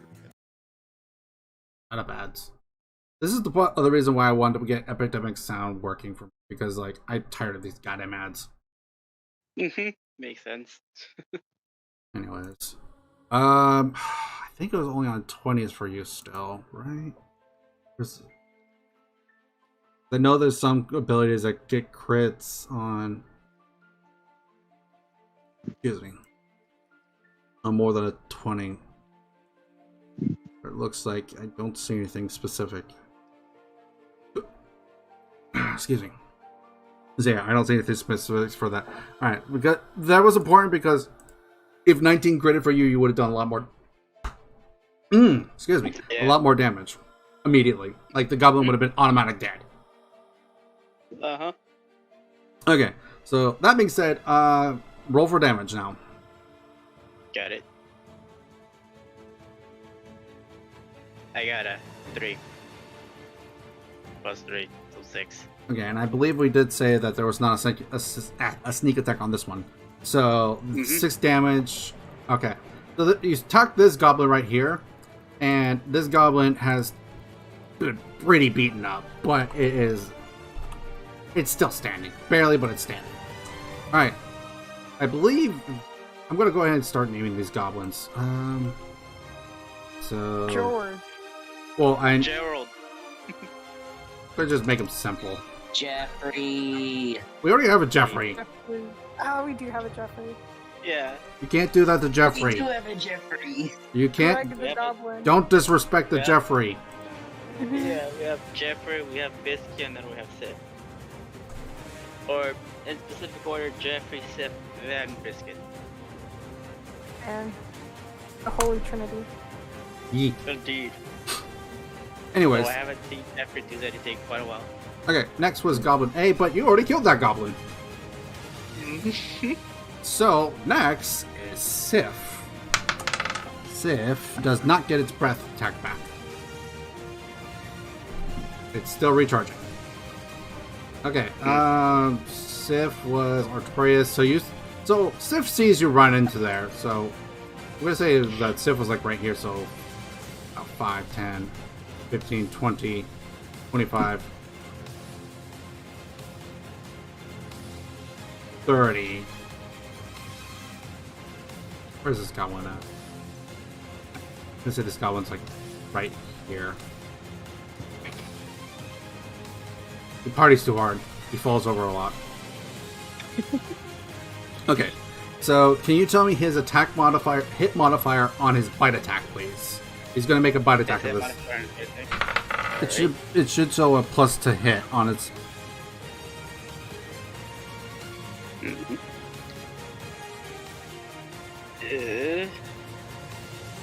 Plus 3, it looks like. Yeah. Okay. So that barely hits. Like Sif kind of grabs onto the goblin's arm right here, and then he's going to roll some damage. So I believe it's 1d6 of piercing, with that 1d6 of fire. The black dice is going to be fire. 3.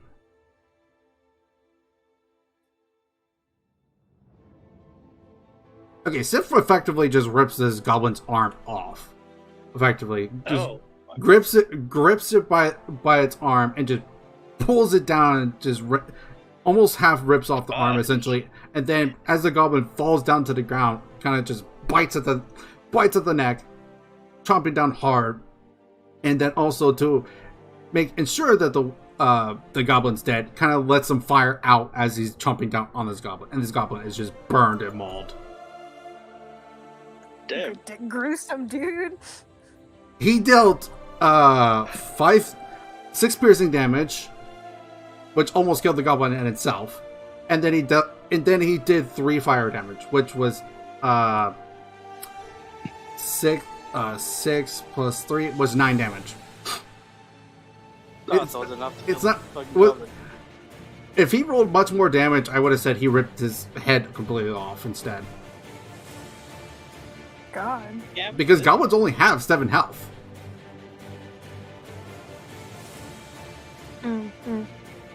Alright, so goblin. yeah, I guess I got the best familiar. I just honestly wanted to give a hellhound to someone. Yeah, it makes sense. I wanted the puppers. Anyways, Yeah, and I Okay. got extremely lucky at this one. so I want to see what would this goblin do. This goblin would do that. Okay. So this goblin now pulls out its scimitar and is going to take a swing at you, Artorias.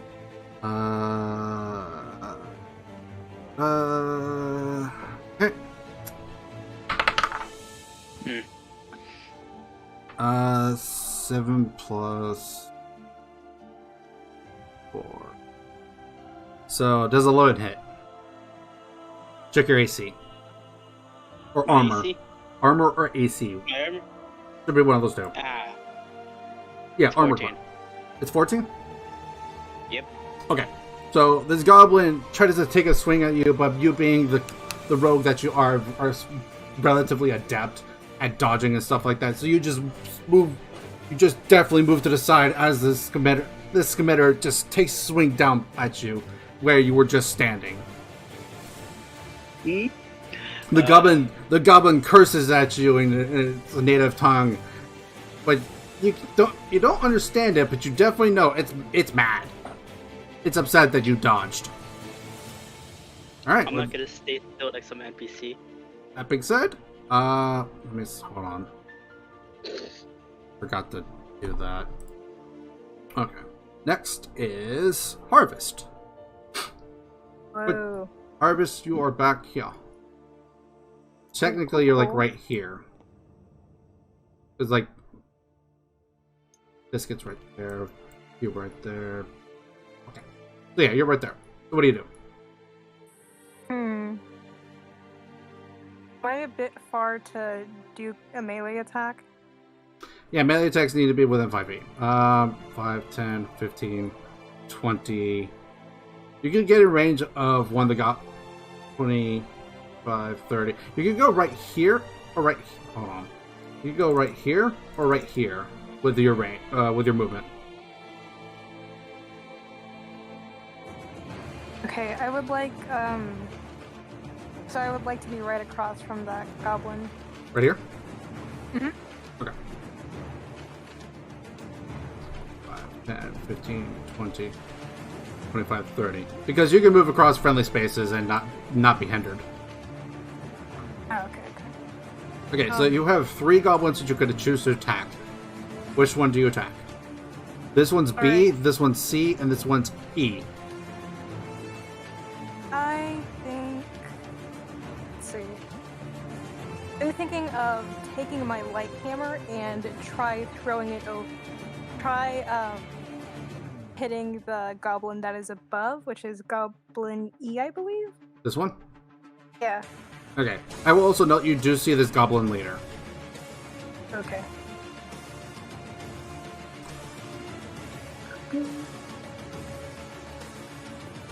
So yeah, So that being said, you want to attack Goblin E. Besides, you don't. Technically, this is stairways, but you're kind of like on a little bit of a hill, so like essentially Yeah. you're kind of like standing on the ledge, kind of going. You could go back or slide down and swing at one of these two, or you could swing at this one, and you'd still be on the ledge. But you won't. Alright, But it won't be like difficult terrain for you. cool. So I want to take my light hammer and then reel it back so I can throw it as hard as I can at the goblin. At the Goblin leader or the Goblin E. Oh, the goblin E that is on the different level. Goblin E, you're just gonna throw your light hammer. Okay. Go ahead and make an attack roll for me, please.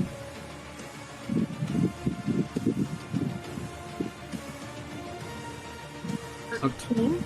Okay. Oh wait a minute. The goblin attacked earlier. Shouldn't have attacked.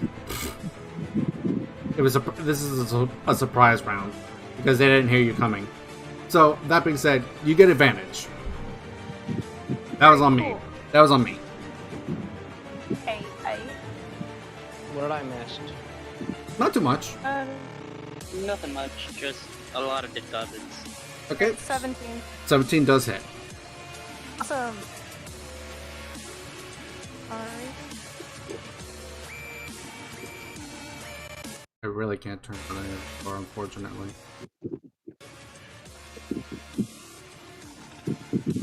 Okay. And then I got a 7 for damage.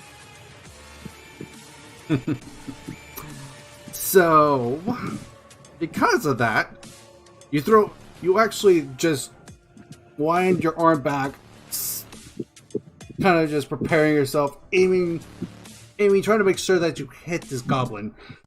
And then you let loose this hammer. Shut up, Ad. Christ. I will make sure I have music for this next time. Jesus. Anyways, so you take the hammer and you throw it at this goblin. You hear it square in between the eyes. And it's just enough to knock it out. Knock it out and dead onto the ground. Hey! Guys, look, I got a good shot! Impressive. Good job. Yeah. Alright, with that being said, Biscuit is next. Vanawar, what do you want your wolf to do? I would love for my dog to do a little chomper. Get a little chompers out. Do some biting. I think you could get there. Yeah. Alright, Yeah. cool. So 5, 10, 15, 20, 25. I'll go ahead and say that's fine. 25, 30, Alright. 35. Do you want to go the full distance or do you want to stop right here? I'll go the distance. Okay, right here is fine. Because either one you can attack from. Alright. You still hit this goblin regardless, either one. 17 plus. You said it was a +4 to hit. That's 21. Did I say forward? I think it hits either way. So I don't. Well, yeah, I'm just double checking, that's all. Yeah, 4 hit. +4. So I was just I have so many other things to keep track of too, so it's like I gotta remember everything. Okay. So it's not that I'm doubting you, I'm doubting my knowledge. Okay, so you said 17 hit? 17 plus 4, that makes it a 21 then. Yeah. That hits.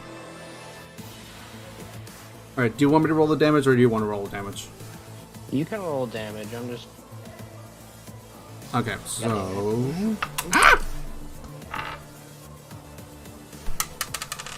Okay. Uh-oh. This goblin might be in trouble. Oh yeah, this goblin's fucked. Oh no.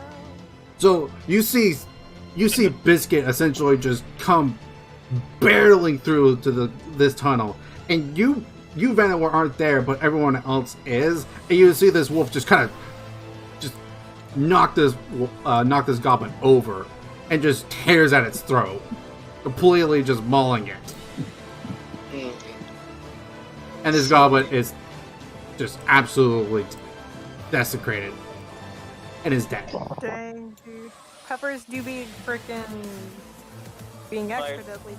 The damage is 2d4 plus 2. I rolled 2 4s. So I rolled 10 damage on the attack. So it just absolutely annihilated this goblin because they only have 7 health. And if the goblin did survive, they have to do a saving throw, which it would have failed. And would have been knocked prone.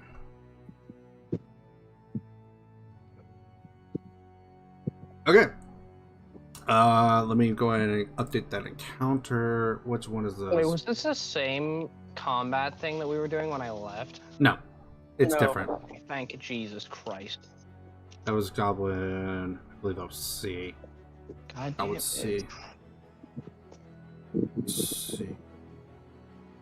That's 7 damage. Alright. Goblin B is still alive, but he only has health left. 20, what? it's dead too. Absolutely murdering these things. That's all. Yeah, we went through them pretty quickly. Yep, there's only one goblin left that's in sight that's not the leader. So with that being said, it was Biscuit's turn. Now it's Torrent's turn. The Torrent being at the way back. Torrent is in the mood for some magic. Alright, what's Torrent doing? Torrent is... Yeah, I'm here. Okay. So what are you doing with your Definitely character? in the mood for some magic. Let's try Acid Splash on the last one if we can move up close enough to get in range. Movement's 30, right? Yes. 20, 30. Yeah, you can get range of this goblin right here. Alright, so Acid Alright, I Splash. guess I'll roll. Isn't Acid Splash as DC? Or is it to hit? Let me see.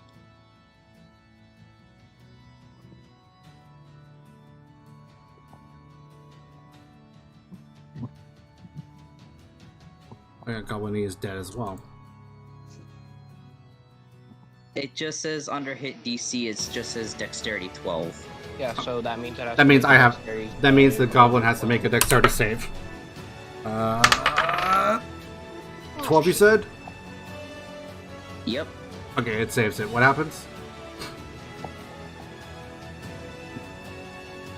What happens? Well, what? Yeah, if it saves, does it do half damage or does it do jack shit? I mean, it is a cantrip, so. I know, but I think Thunderclap's a cantrip, and it does like still like what 1d6 or some shit like that. Yeah, fair enough. Let's see. A target must succeed on a dexterity to take it.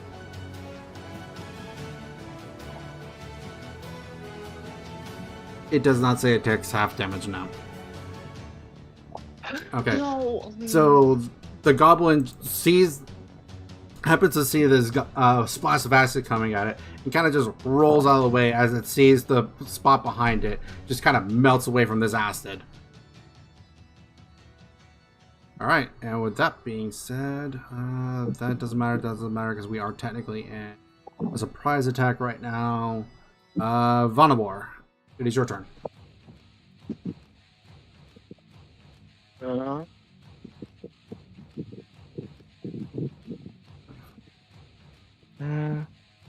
Fucking damn it! Right now I can roll. Nat 20. What are you doing? Whatever the last goblin is, just go immediately kill him. Do you have any range attacks? I don't know if you can make it quite. 5, 10, Can I throw a 15, hand axe? 20. I'll allow it. And because normally your attacks are an advantage, are you? Does it say throwable for the hand axe, or versatile? I think it's a 20/60, so I assume it's throwable. I'll say it's a throwable weapon then. You get advantage on this. Alright, cool. I got a nat 20 for hitting. Okay. So, Go ahead and roll the damage for me, please. what's damage?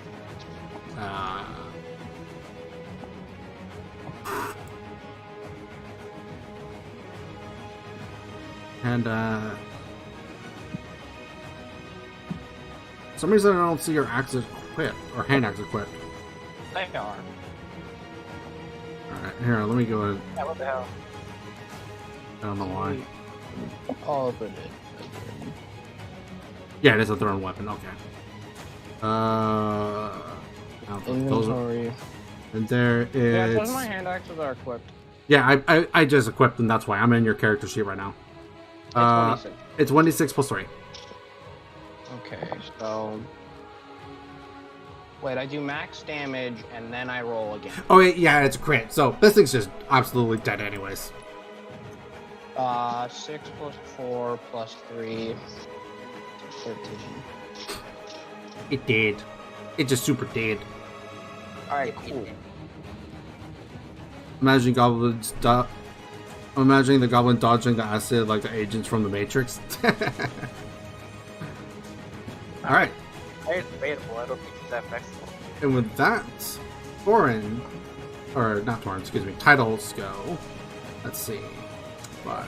Also, acid doesn't move as fast as a bullet, surprisingly. 1, 2, 5. Alright, as he goes over this way, Title will see this leader as well. I think I said it 25, so this would be 30. So Title is seeing that this goblin's a little bit more, I don't know, confident, I guess. Title's going to go ahead and bonus action rage here. And then he's going to go ahead with 2 hands swing his warhammer at this thing. I thought the goblins were dead. No, there's a leader hiding behind. Hiding behind. But this is a surprise round, so you're going to pretty much massacre these goblins. Speaking of which, that is an attack with advantage. Damn it! Stop rolling up the thing.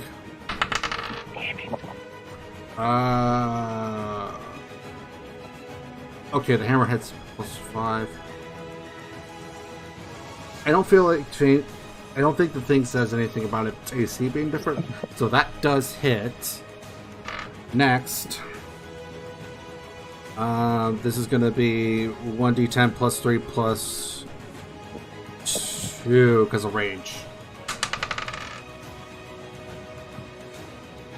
6, 9. I think it said what? What did it say? Goblin leader. What does it say? 12. So, titles. Geico presents 2 truths. Okay, so one. Geico could help you. Fuck off, ad. I'm so gonna look up music next time. Anyways, so Harvest, you would see this because of you're not behind the freaking rocks. But so you see Title running up to this goblin leader, and he just smacks its body extremely hard, connecting into it. But the goblin being slightly more experienced, rolls into the hammer and doesn't take the full brunt of the warhammer. Still doing massive amount of damage. Seeing this goblin just bleeding. Excuse me. And you pretty sure you hear something like the crack of bones and stuff like that. So it's just severely damaged, barely holding on, but it's alive. Brutal, dude. Dang, put it out of its misery. It's not that he didn't try. Yeah. It's more of the goblin. The damage. I rolled a 6 on the damage. +3 is 9. +2 makes it 11. Normally a goblin would be paced, but this is a goblin leader, and it actually does say in the book this goblin has more health. This goblin. Unfortunately, man. I can't help it. Poor dude. Dang, he's gonna get decimated. He is decimated. Alright. Yeah, I literally can't do anything about it. It was just the damage. Leave him crippled. No. Okay, with that being said, Artorias, it is your turn because we are back at the top of the round now. No, sweet. How many goblins are dead? I said that later.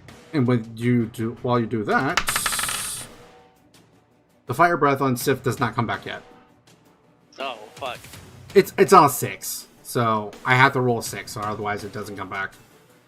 Now, if you're not in combat and you rest, it comes back naturally. And I'll say it'll be on short rest. Anyways. Alright, so go ahead and come up to Title. Be about here. Alright, what do you want to do? Well, if the thing is still alive, I want to put it out of its fucking misery. Yeah. Okay. Enjoy watching it suffer. Okay, make an attack roll. It's a thing to do. This is no longer with advantage because this is now an actual round. Okay, yeah, that hits.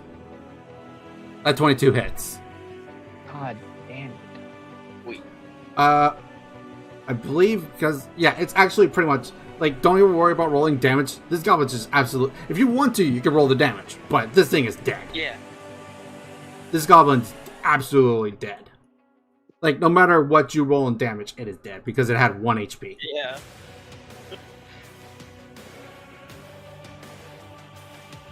With that, boink. We are out of initiative.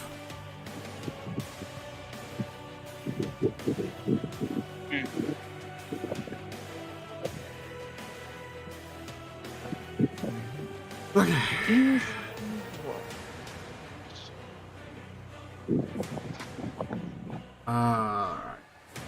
Let's see.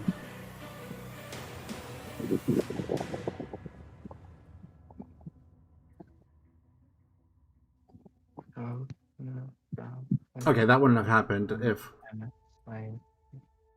Yeah, there was actually something that was supposed to technically happen, but you guys managed to sneak in. So you got a surprise round before you could do anything. Because technically, what was supposed to happen is if you guys were seen coming in, the Goblin leader would have pretty much just held this... Because you can see him now. Is this human He's a human warrior that looks relatively beaten and stuff like that. But he's securely bound. And he looks like he is their prisoner. Ooh. Oh no. Alright, so everyone's just gonna come into this room now. I'm gonna move all you guys over here essentially. So you all can see it. What have we done? Nothing, you just beat up a bunch of goblins that were threatening others. Because they've been raiding and because you know for a fact from before, from fighting the goblin leader, this goblin leader had been raiding and such like that for a long period of time. So essentially, this goblin had just not given two cares about who and what it attacks, as long as it's relatively vulnerable. So, anyways, you come up and see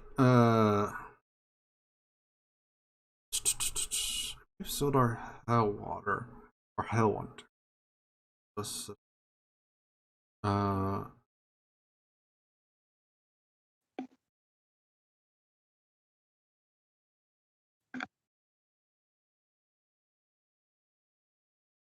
Double jump, swing, double jump, swing, double jump, double jump, swing, dash. And there was technically a bit. Okay, here we go.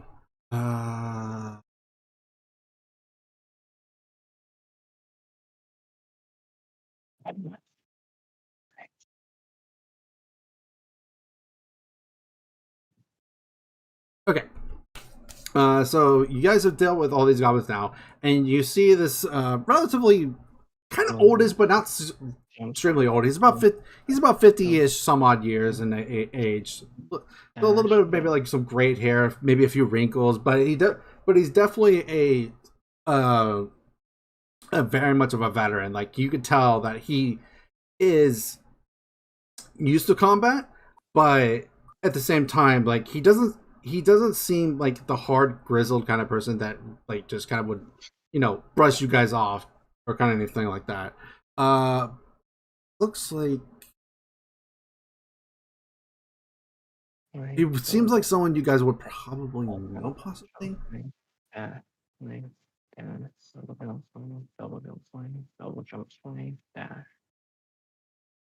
mean, probably, unless he's the guy that was with said person that was supposed to pay us for the current mission. I don't believe this is the same person. His name is Sildar Hallwinter, which is a human. The person that hired you was a dwarf. Okay. Okay, so this is essentially just a random person that you had found that had been captured by the goblins. Okay, with that being said, I think he would still be technically conscious. So.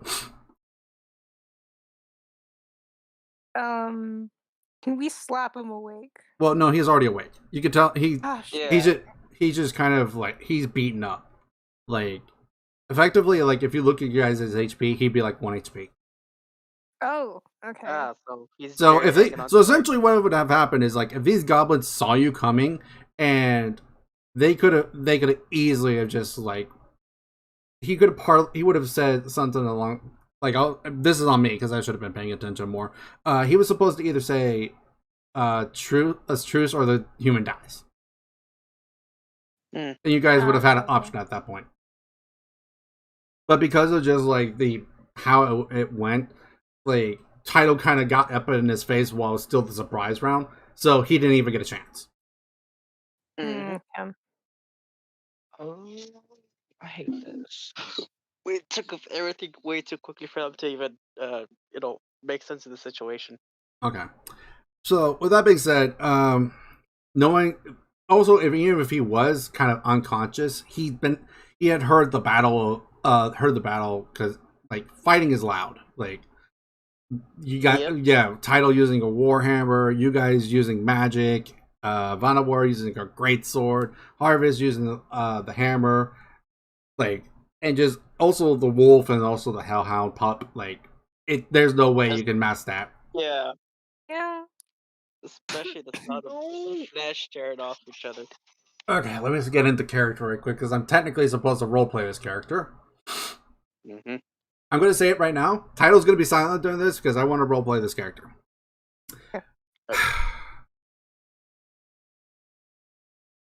So, as you guys start walking up, he hears the footsteps.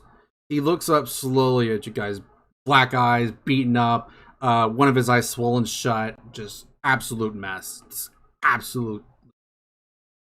Definitely been tortured. Just goblins are not known for mercy. So he looks up at you guys. He's like, "Who are you? What are you doing here?"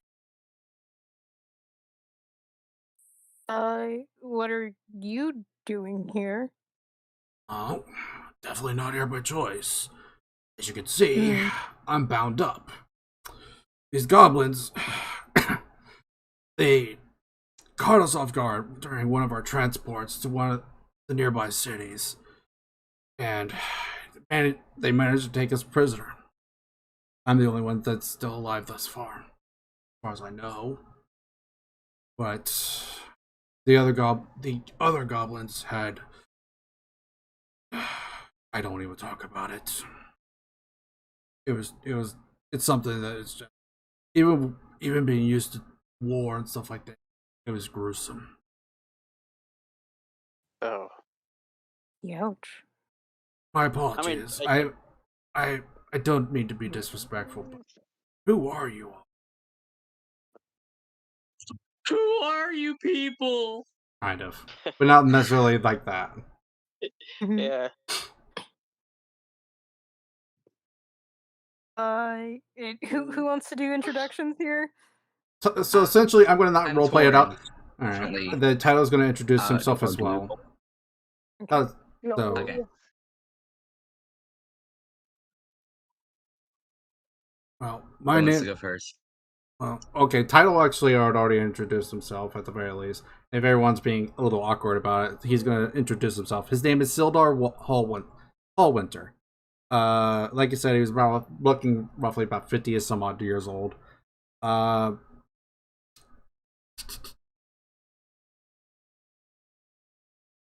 Who would be familiar with it? Who is there anyone that has kind of more military-ish background? That would be me. Okay. Go ahead and give me a. I don't think it's a. Is there a history check? Give me. I mean, there is background description. No, not that. It's a check.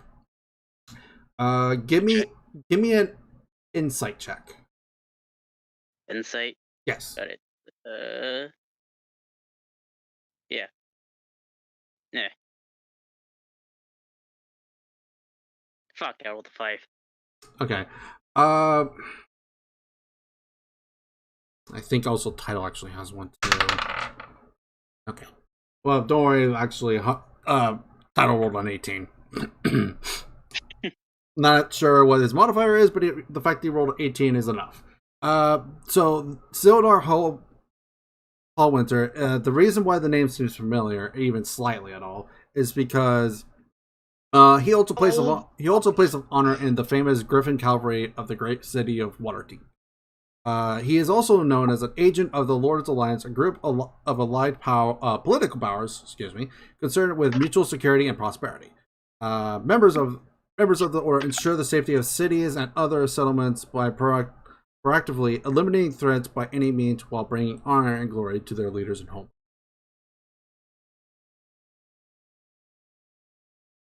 Okay, actually, this is the bodyguard. This is the bodyguard that you guys knew that the person that hired you, which was Gundren Rockseeker, by the way. He was hired by him. I fucking knew it. I called it. Well, he's not the person that hired you, but he was hired by Rockseeker. I was asking if he was the guy that was hired, you know? Yeah, that's what I meant. I didn't read ahead. Anyways, Sildor says,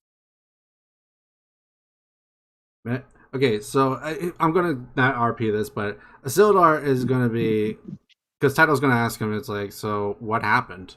He said, so he met, and he's gonna explain that he met Rockseeker in the Neverwinter, in Neverwinter, and agreed to accompany him back to Faladin. And Sildar wants to investigate the fate of. I can't tell if that's an R and an O or an M. It's hard to. But I believe it's Larno. The fate of Larno. I guess it's a. Yeah, it's actually something. Named Albric, who is a human wizard that.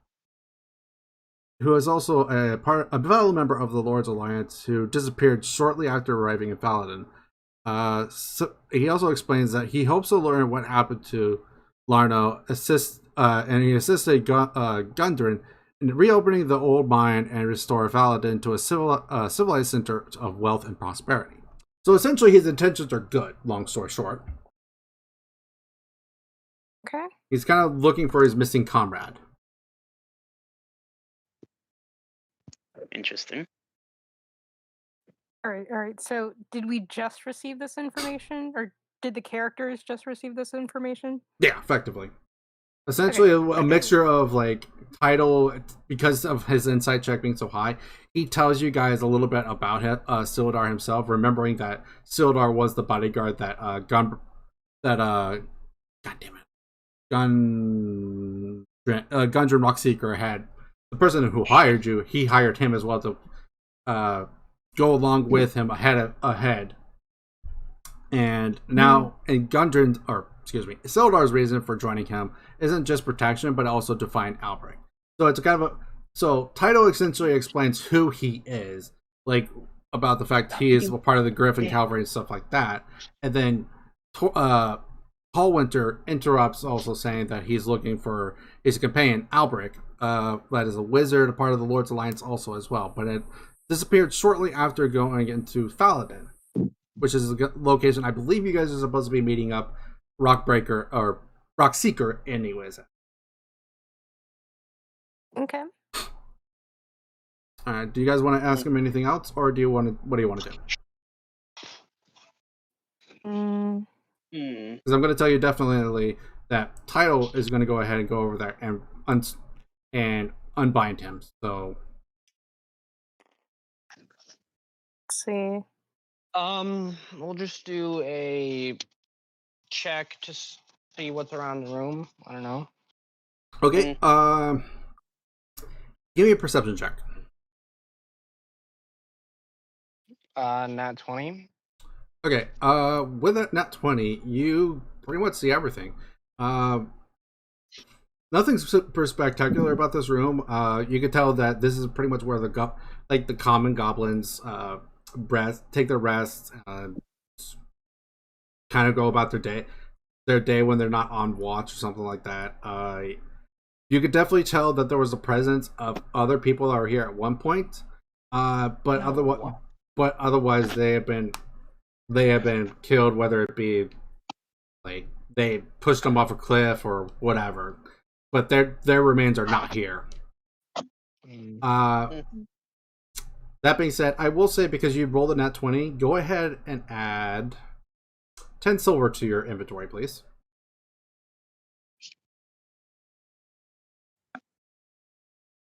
Fuck, all right, now I can do it. That's right. You needed me to do it, right? No. I'm just also doing other shit. Okay. So While you want me to playing go the ahead and put game. the tin silver in there for you, No, though? I'm doing it now. I'm doing it now. Okay. Making sure, that's all. Because I know you mentioned it earlier. That's all. I'm not signed in. Well, I guess just to save time, you can do it because I'm not signed in. Okay. Let me go to your character sheet right quick, and I'll add 10 silver. I'll essentially, since it's 10 silver, I'll just add 1 gold because it's the same. Yep. Inventory. There it is. Add 1 gold. Okay, there you go. Done. Why doesn't want to let me play the game? I don't know. It is very weird. I say slap him anyway. Damn, dude. Damn, Nick. Anyways, let me get back to the page I was on.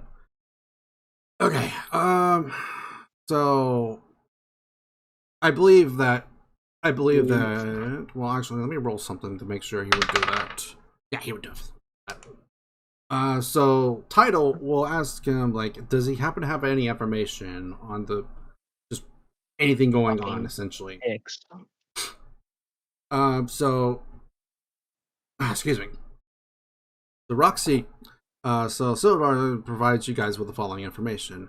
The 3 Rockseeker brothers, Gundren, Thadrin, and Nundro. I may be saying that wrong. It's spelled Nundro, Nundro, or something like that. Nundro. Yeah. Were recently located at an entrance to a long-lost Wave Echo Cave, site of the mines of the Phandelver Pact. Share the information. Background. Open that up, I guess. So let's see.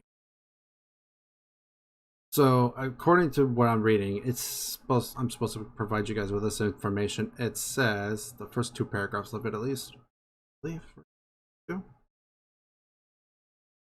First 2 paragraphs. Okay, more than 500 years ago, a clan of dwarves and gnomes made an agreement known as the Phandelver Pact, by which they would share a rich mine in a wondrous cavern known as Wave Echo Cave. In addition to its mineral wealth, the cave contained great magical power. Human spellcasters allied themselves with the dwarves and gnomes to channel and bind that energy into a great forge called the Forge Spells, where magic items could be crafted. Times were good, and the nearby human town of Faladin, prospered as well. But then disaster struck when orcs swept to the north and laid waste to all in their path. A powerful force of orcs, reinforced by evil mercenary wizards, attacked Wave Echo Cave to seize its riches and magic treasures. Human wizards fought alongside their dwarf and gnome allies to defend the Forge of Spells, and the ensuing spell battle destroyed much of the cavern. Few survived the cave-ins and tremors, and the location of the Wave Echo Cave was lost. So this is supposed to be a place that has been lost to history for some time now. And you definitely can know that there was a bunch of like just battles and stuff like that happened. But because of the battles, the cavern kind of was just like, it felt like a lost cause because it was so badly destroyed. I assume there are riches stored. Maybe. Anyways, I'm saying it that way because I haven't read that far yet. That being said, he knows the battle's been going on in this area, but he doesn't know what you guys have done, so he's going to provide you information with Plug, the bugbear who leads the Goblin band, had orders to waylay Gundren, and waylay the Gundren, so meaning he wanted to kill Gundren. And Sildar heard from the goblins that the Black Spider sent word that the dwarf was to be brought to him. Sildar does not know who or what the Black Spider is.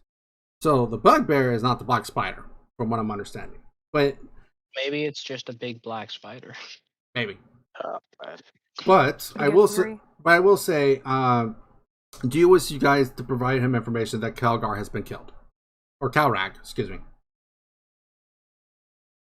Mm, I Yeah, think I'll we say it. should. Okay. Yep.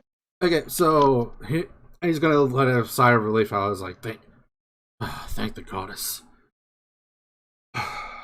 Did you happen to see Rockseeker? The Rockseeker, Gundren.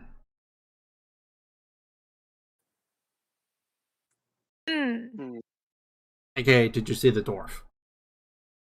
No. So far, no. Okay. So he's gonna Fuck look a little. you. Hearing that, he's gonna look a little despot. I think it's despot. Essentially, he's a little bothered by the news. He's depressed by it, but not like badly depressed. It's just he's bothered by it. But anyways, he's gonna go ahead and also tell you that. Let's see. So he is relieved though that to hear that catalog or what? God damn it! I don't know how to pronounce his name. Callarg. I'm going to say it that way. Whatever. Callarg was killed. But from what he understands, it doesn't sound like the spider was killed. From what you guys have told him, so he still doesn't know anything about that.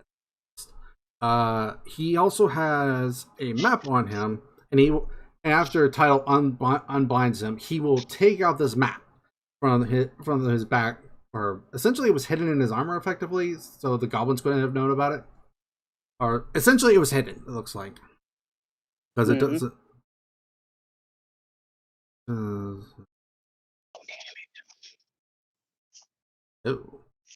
Well, shit. Anyways, so he. Wait, no, he doesn't pull out. It's Gundren that has it, not him. But he does inform you that Gundren had a map showing the secret location of a Wave Echo Cave, but the goblins took it when they captured him. Sildar believes that Kalrog sent the map and the dwarf to the chief of the Cragmaws at the place called Cragmaw Castle. Sildar doesn't know where that might be, but he suggests someone in Faladin might. Then I'm gonna say something. Damn it. Okay. Yeah, he doesn't. He can't think of anything else other than possibly there's someone in Faladin.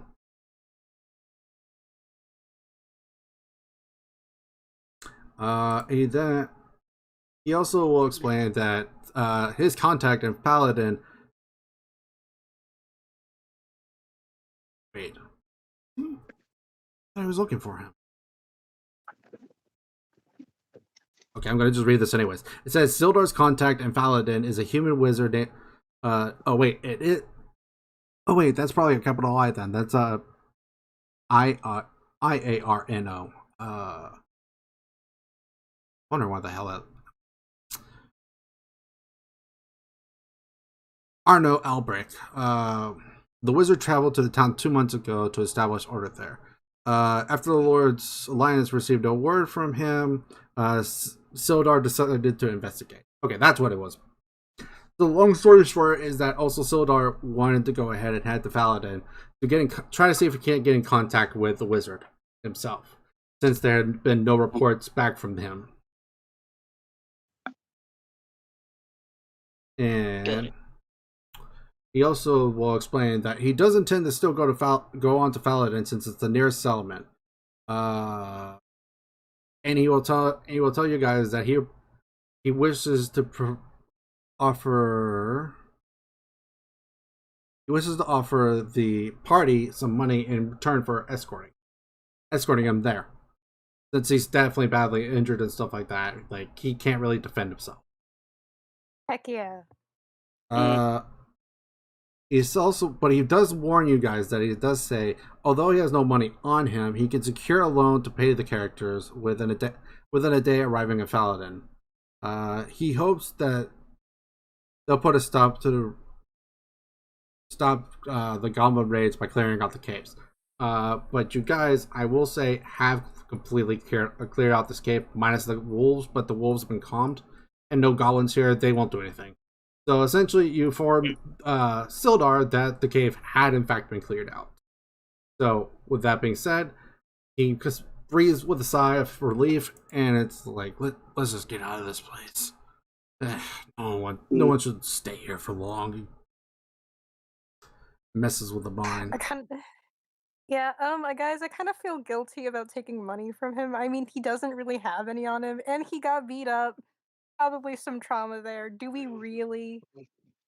I'm here. Are you here now? Yeah. Mm. I'm just not. I'm just not too enthused. I mean, maybe like. Mm, I don't know. I mean, what would you want then? I could care less about money, but that's really up to you guys. Mm, I think that the real reward is having a clear conscience, um, and feeling good about saving someone. So, I think that's the real reward. I think he should keep his money. Okay. Or just don't pull out a loan, please. I don't know. What are your thoughts? I mean, I can avoid the loan and look for information or something, but that'd be my own payment. I'm not sure about you guys. Mm, But all you right. obviously feel good just about helping. I'm not sure about the rest. Hmm. At a war, though, I'm pretty sure she'd want money. Yeah. Hmm. Oh, How whoops. much is the offering? 50 gold. Also, I'm gonna let you know, Venom Yeah, War. catch me back up. I heard my name. I'm letting you know something. That's why. Because I also just read ahead a little bit more, and there was actually something on the leader. His name was Yamik, but you guys wouldn't know that. But I'm telling you guys anyways. He had a patch containing 3 gold teeth, which is about a gold piece a pop, and then he had 15 silver pieces, so about 1.5 gold on him. So total is about 4.5 gold. For what? Because you did a perception check earlier, Yamik was the goblin leader that you guys killed. He did have some stuff on him. Hmm. And I will go ahead and add that to your inventory now. Thanks. Let's see. So it was about 3 pieces of gold, then 15 silver pieces. About 4 gold and 5 silver pieces. Since you're the one that did the nat 20, I'll say that's fine. It wasn't a whole lot anyway, so like I think it's fair. I think it's only fair that you get that. Oh, thank you for the humble. What was that? 4 gold. He's a goblin, so it's not like Yes. so consider technically like the amount of gold you guys have isn't something you should be having right now. Like you should not have a lot of gold right now. You only have it because both showed up as such, so yeah. you guys essentially only have it because of the bonus session. The session 0. So technically that's not a bad amount of gold. We got lucky enough that I've actually even opened the chest. Yeah. Mm-hmm. So with that being said, Oh my god. okay, so Sildar does not have any gear on him. And he can explain that his gear was taken away. He doesn't know where, but I'm going to tell you as the DM that it was most likely taken to the castle, Cragmaw Castle, Cragmaw Castle specifically. Not a castle. It's We're talking about the Goblin. We're talking about the Goblin. A Gobbo the Castle. One that the guy that kidnapped her. I don't know, requester. Fuck, I don't know what to call him. Employer, yeah, that. Hmm.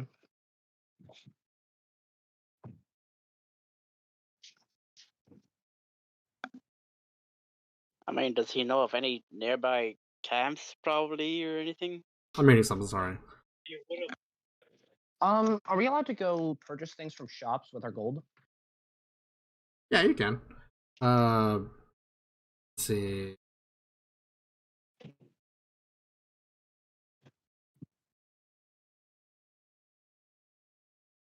Okay. So Or is there another path, or are we done with the little quest we did so far? okay, so you pretty much, since you guys had already taken out the Callard, you can decide now if you want to go directly to Faladin, or do you want to try to see if you can't find a path to the castle, the Cragmaw Castle, so the Goblin Castle. Well, since I think Feldar is like the main thing we're gonna have to do. Love side quests. I think my opinion is clear, which we should do. So you want to storm the castle then? Yes. Okay. Yeah, likewise. Okay. Yeah, sure. Why not? I don't mind. We'll just leave Solder behind with the wagon. So. Do something.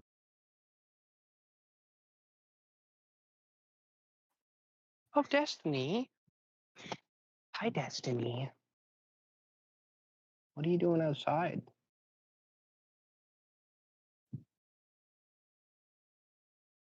Okay, let's see. With that being said, we go chapter.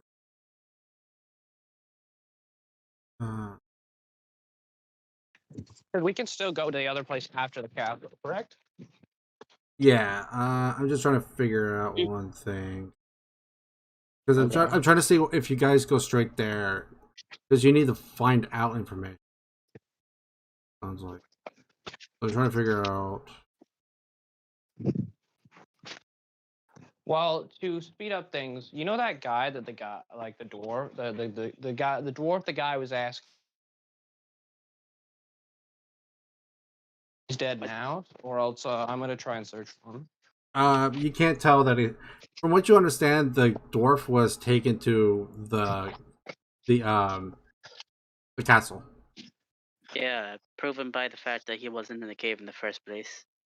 Can I? Where's the guy we just saved? Just trying to see. I want to ask him if he knows anybody who would like guide us towards castle finding.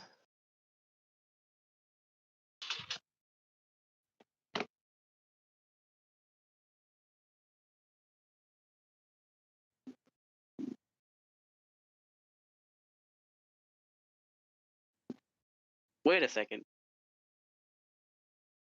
How long has it been since the guy was captured? Make an investigation check. Are you trying to like base whether or not the dwarf would have died from old age by now? No. No. It's I have a small idea. It's just depending on how long he's been captured, and considering Sif is a wolf pup, and you have yourself a wolf, we could have him track down the scent right back to the castle if he just so happens to have the scent while he was captured along with the dwarf.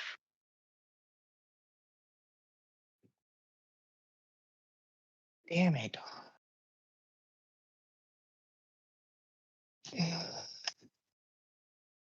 I got a 19. You could definitely tell that they had taken the dwarf to the castle. It hadn't been super long ago, maybe not a day. All right, so the scent still lingers on. Well, hopefully.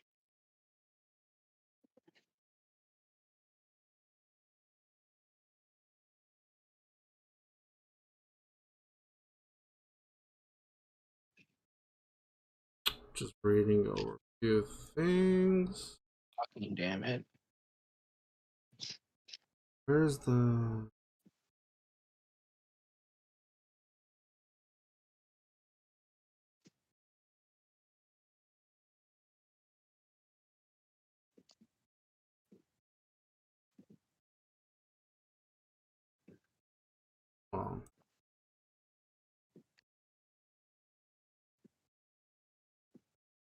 Okay. Let's see. So, Damn it. hold on. I need to look at the map then.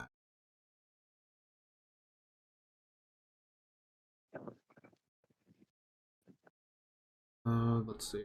Might have followed. Let's see.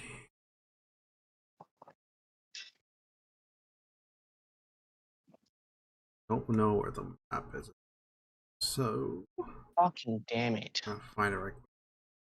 Here it is. Let's see. We went.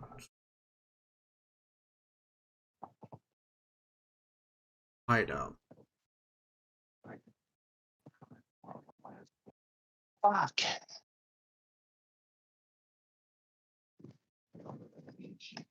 Hmm.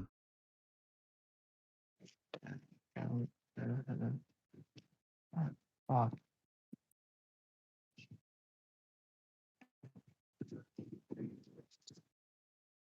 I'm trying to. Sorry, I'm trying to look over something. Let's see. It was about what? 50? Fucking dicks.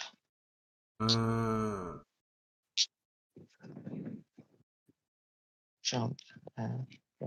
Go. Let's see. A stretch of. Logo. Get stabbed. Die. Very good. Promos. Oh. Yeah. On the jump. Oh. Fuck.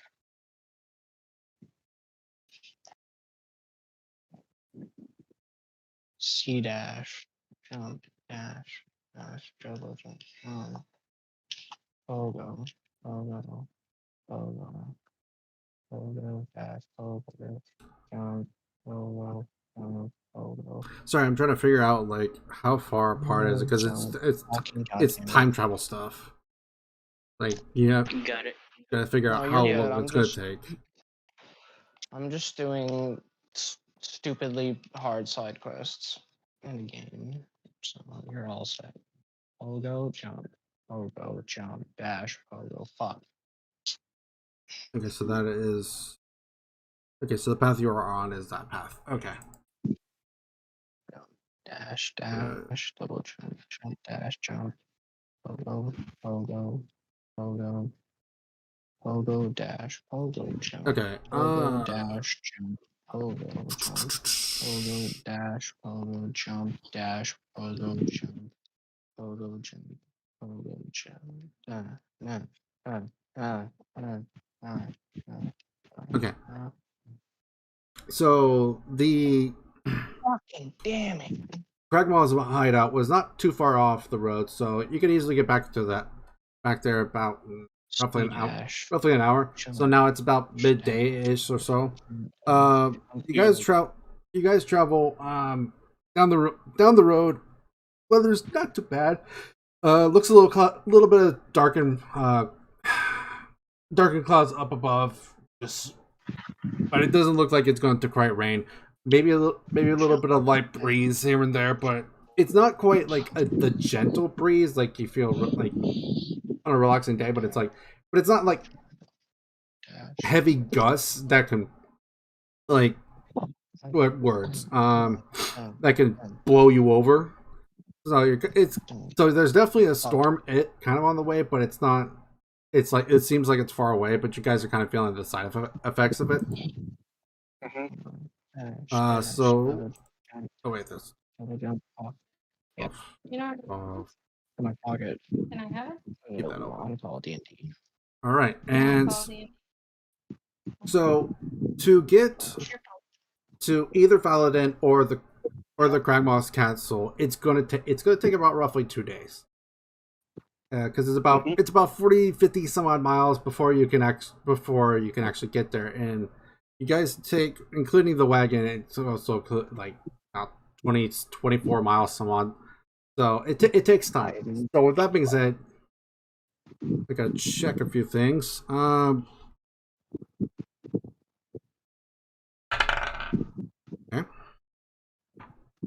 With that you guys know that these roads are not safe, but from what you can tell, you're not being relatively bothered. So you go ahead, so you continue on your path until you finally get to a point where you have to take a rest. It is dark outside. You all are tired. So that being said, who you guys will set up? Who wants to take the first watch? Me. Go ahead. All right. So who's taking the first watch? Good life. I am. Van Yeah. Wars? Okay. Okay. Jump. Dash. Double jump. Jump. Dash. Double jump. Forward jump. Forward jump. Forward jump. Dash. Forward jump. Okay. Forward dash. Jump. All right. Jump. I'll say Tidal will take the second watch then. Dash. Jump. Forward jump. Okay. Forward dash. Jump. So over the course of the night, nothing. You guys go ahead, take a long rest. So go to your character and put a long rest down. Jump. Jump. Dash. Jump. Forward jump. Forward. That you guys take a rest over the night. If you have bed rolls effectively or something like that, you guys sleep on those. Just get a relatively restful, peaceful night. Nothing too big. Just a few like noises here and there, but nothing that's not out of the ordinary. You know, insects, crickets, stuff like that. Jump. Jump. Forward. Jump. And with Dash. that, Forward. and with that, you guys wake up, and you guys said you want to go ahead and take Cragmaw's Forward. castle. I want everyone to make a perception check. Got it.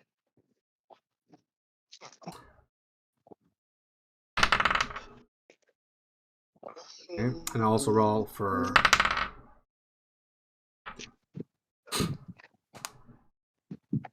Torin rolls 11. What's my perception bonus? Perception bonus 0. I rolled a 19. Oh, well then I got a 13. Okay.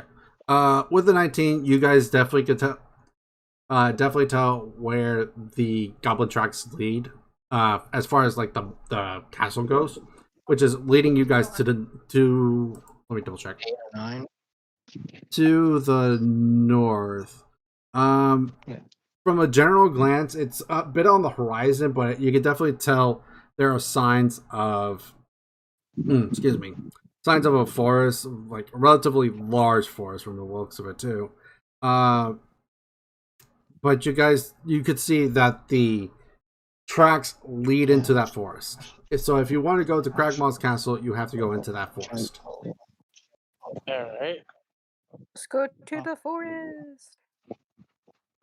Our next adventure begins. Yeah. Was there Let's go cause more chaos.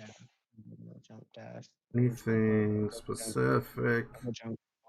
Double jump dash. Double jump dash. Fuck you.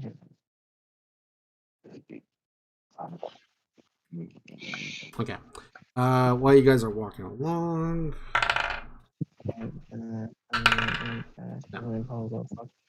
Roll this.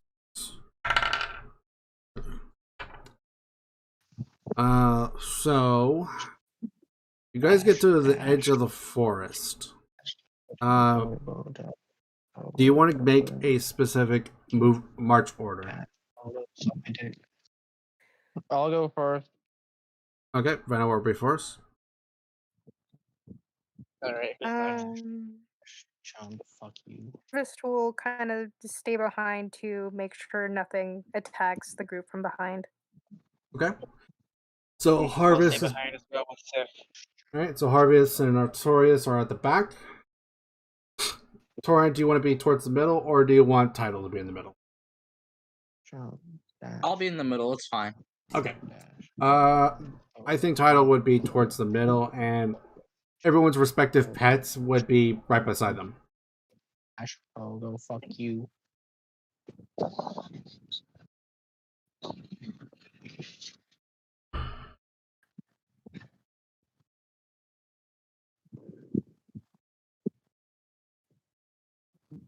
Oh, okay.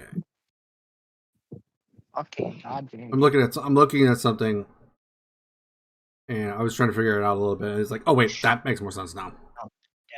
Dash, double jump, Wait. dash, double jump, pogo, double jump, pogo, double jump, pogo, double jump, pogo, dash, pogo, double jump, pogo, jump, that, dash.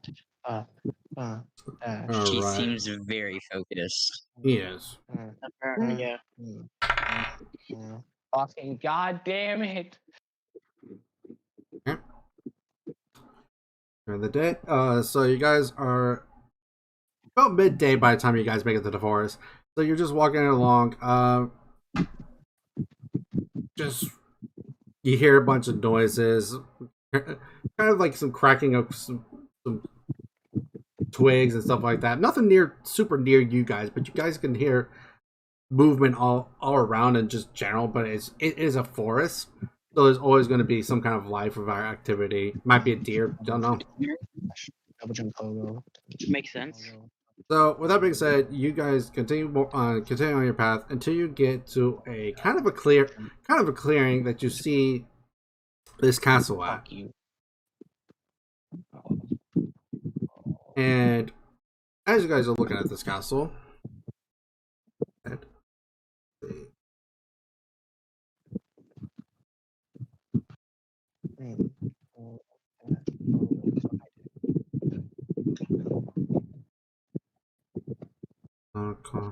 Alright, so when you get to this castle, you can definitely tell that it's not made by goblins. There's no way that they made them. Nor is the structure's original name, which was Cragmaw. I guess Cragmaw Castle. It might be something different, but you do not know. All you know is that Cragmaw has been the running name and theme or something like that. Let me see if I can pull up Steam. Cragmaw's Castle. Unless I already have it, maybe. But I'll double check Steam first. I want to cry. Jump, dash. Oh, we With that being said, Someone want to travel to Canada and beat this fucking shit for me? God damn it. Pogo, double jump, pogo, double jump, pogo, dash, pogo, jump, dash, pogo, fuck.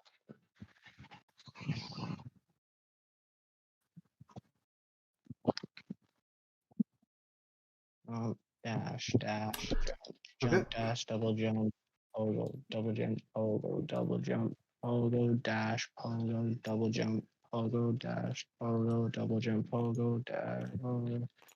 Dash, pogo, double jump, dash, pogo, jump, pogo, jump, pogo, jump.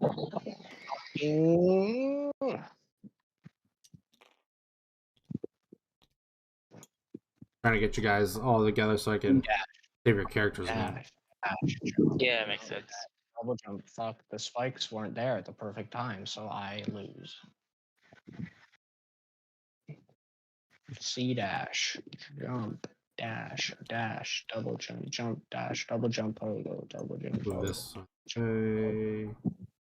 Pogo, double jump, dash, pogo, double jump, pogo, dash, double jump, pogo. Let's see. Pogo, dash, There it is. pogo, double jump, dash, pogo, double jump, pogo, double jump, pogo, dash. And fuck, I didn't double jump frame early, so I'm fucked. Right. C dash, jump, dash, double jump, jab, dash, double jump, pogo. Spikes right there at the correct time. I lose. Guys, make your way along. Like I said, and you come up to the opening and you see this castle.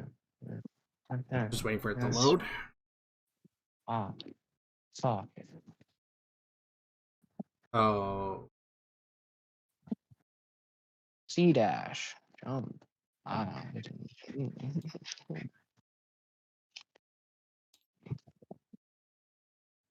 C dash, jump, dash, double jump, dash, double jump.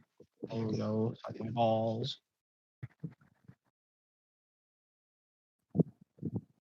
C dash, jump, dash, fuck. Trying to see if there's a way to remove this shit. do dash, jump, dash, dash, jump, dash, double jump, pogo, double jump, pogo, double jump, pogo, dash, pogo, double jump, pogo, dash, double jump, pogo, double jump, pogo.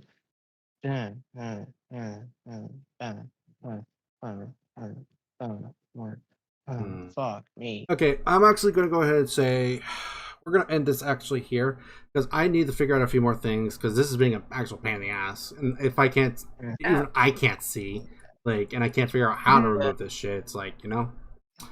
So we could go ahead and do this again on Friday if you want to. If not, that's fine. I'll figure out something this time. I will try to make sure I get stuff ready much more ahead of time this time. But I think anyways this would be a good stopping point anyways because you guys are just now getting to this castle. So nothing has actually happened yet. Alright, so with that being said, guys, I'm going to go ahead and end this episode here. So thank you all very much for joining me here today. I do appreciate it. Thank you very much for all your support. And thank you for joining me in the gaming time. Thanks for watching. Y'all have a good one. Hey guys. You too.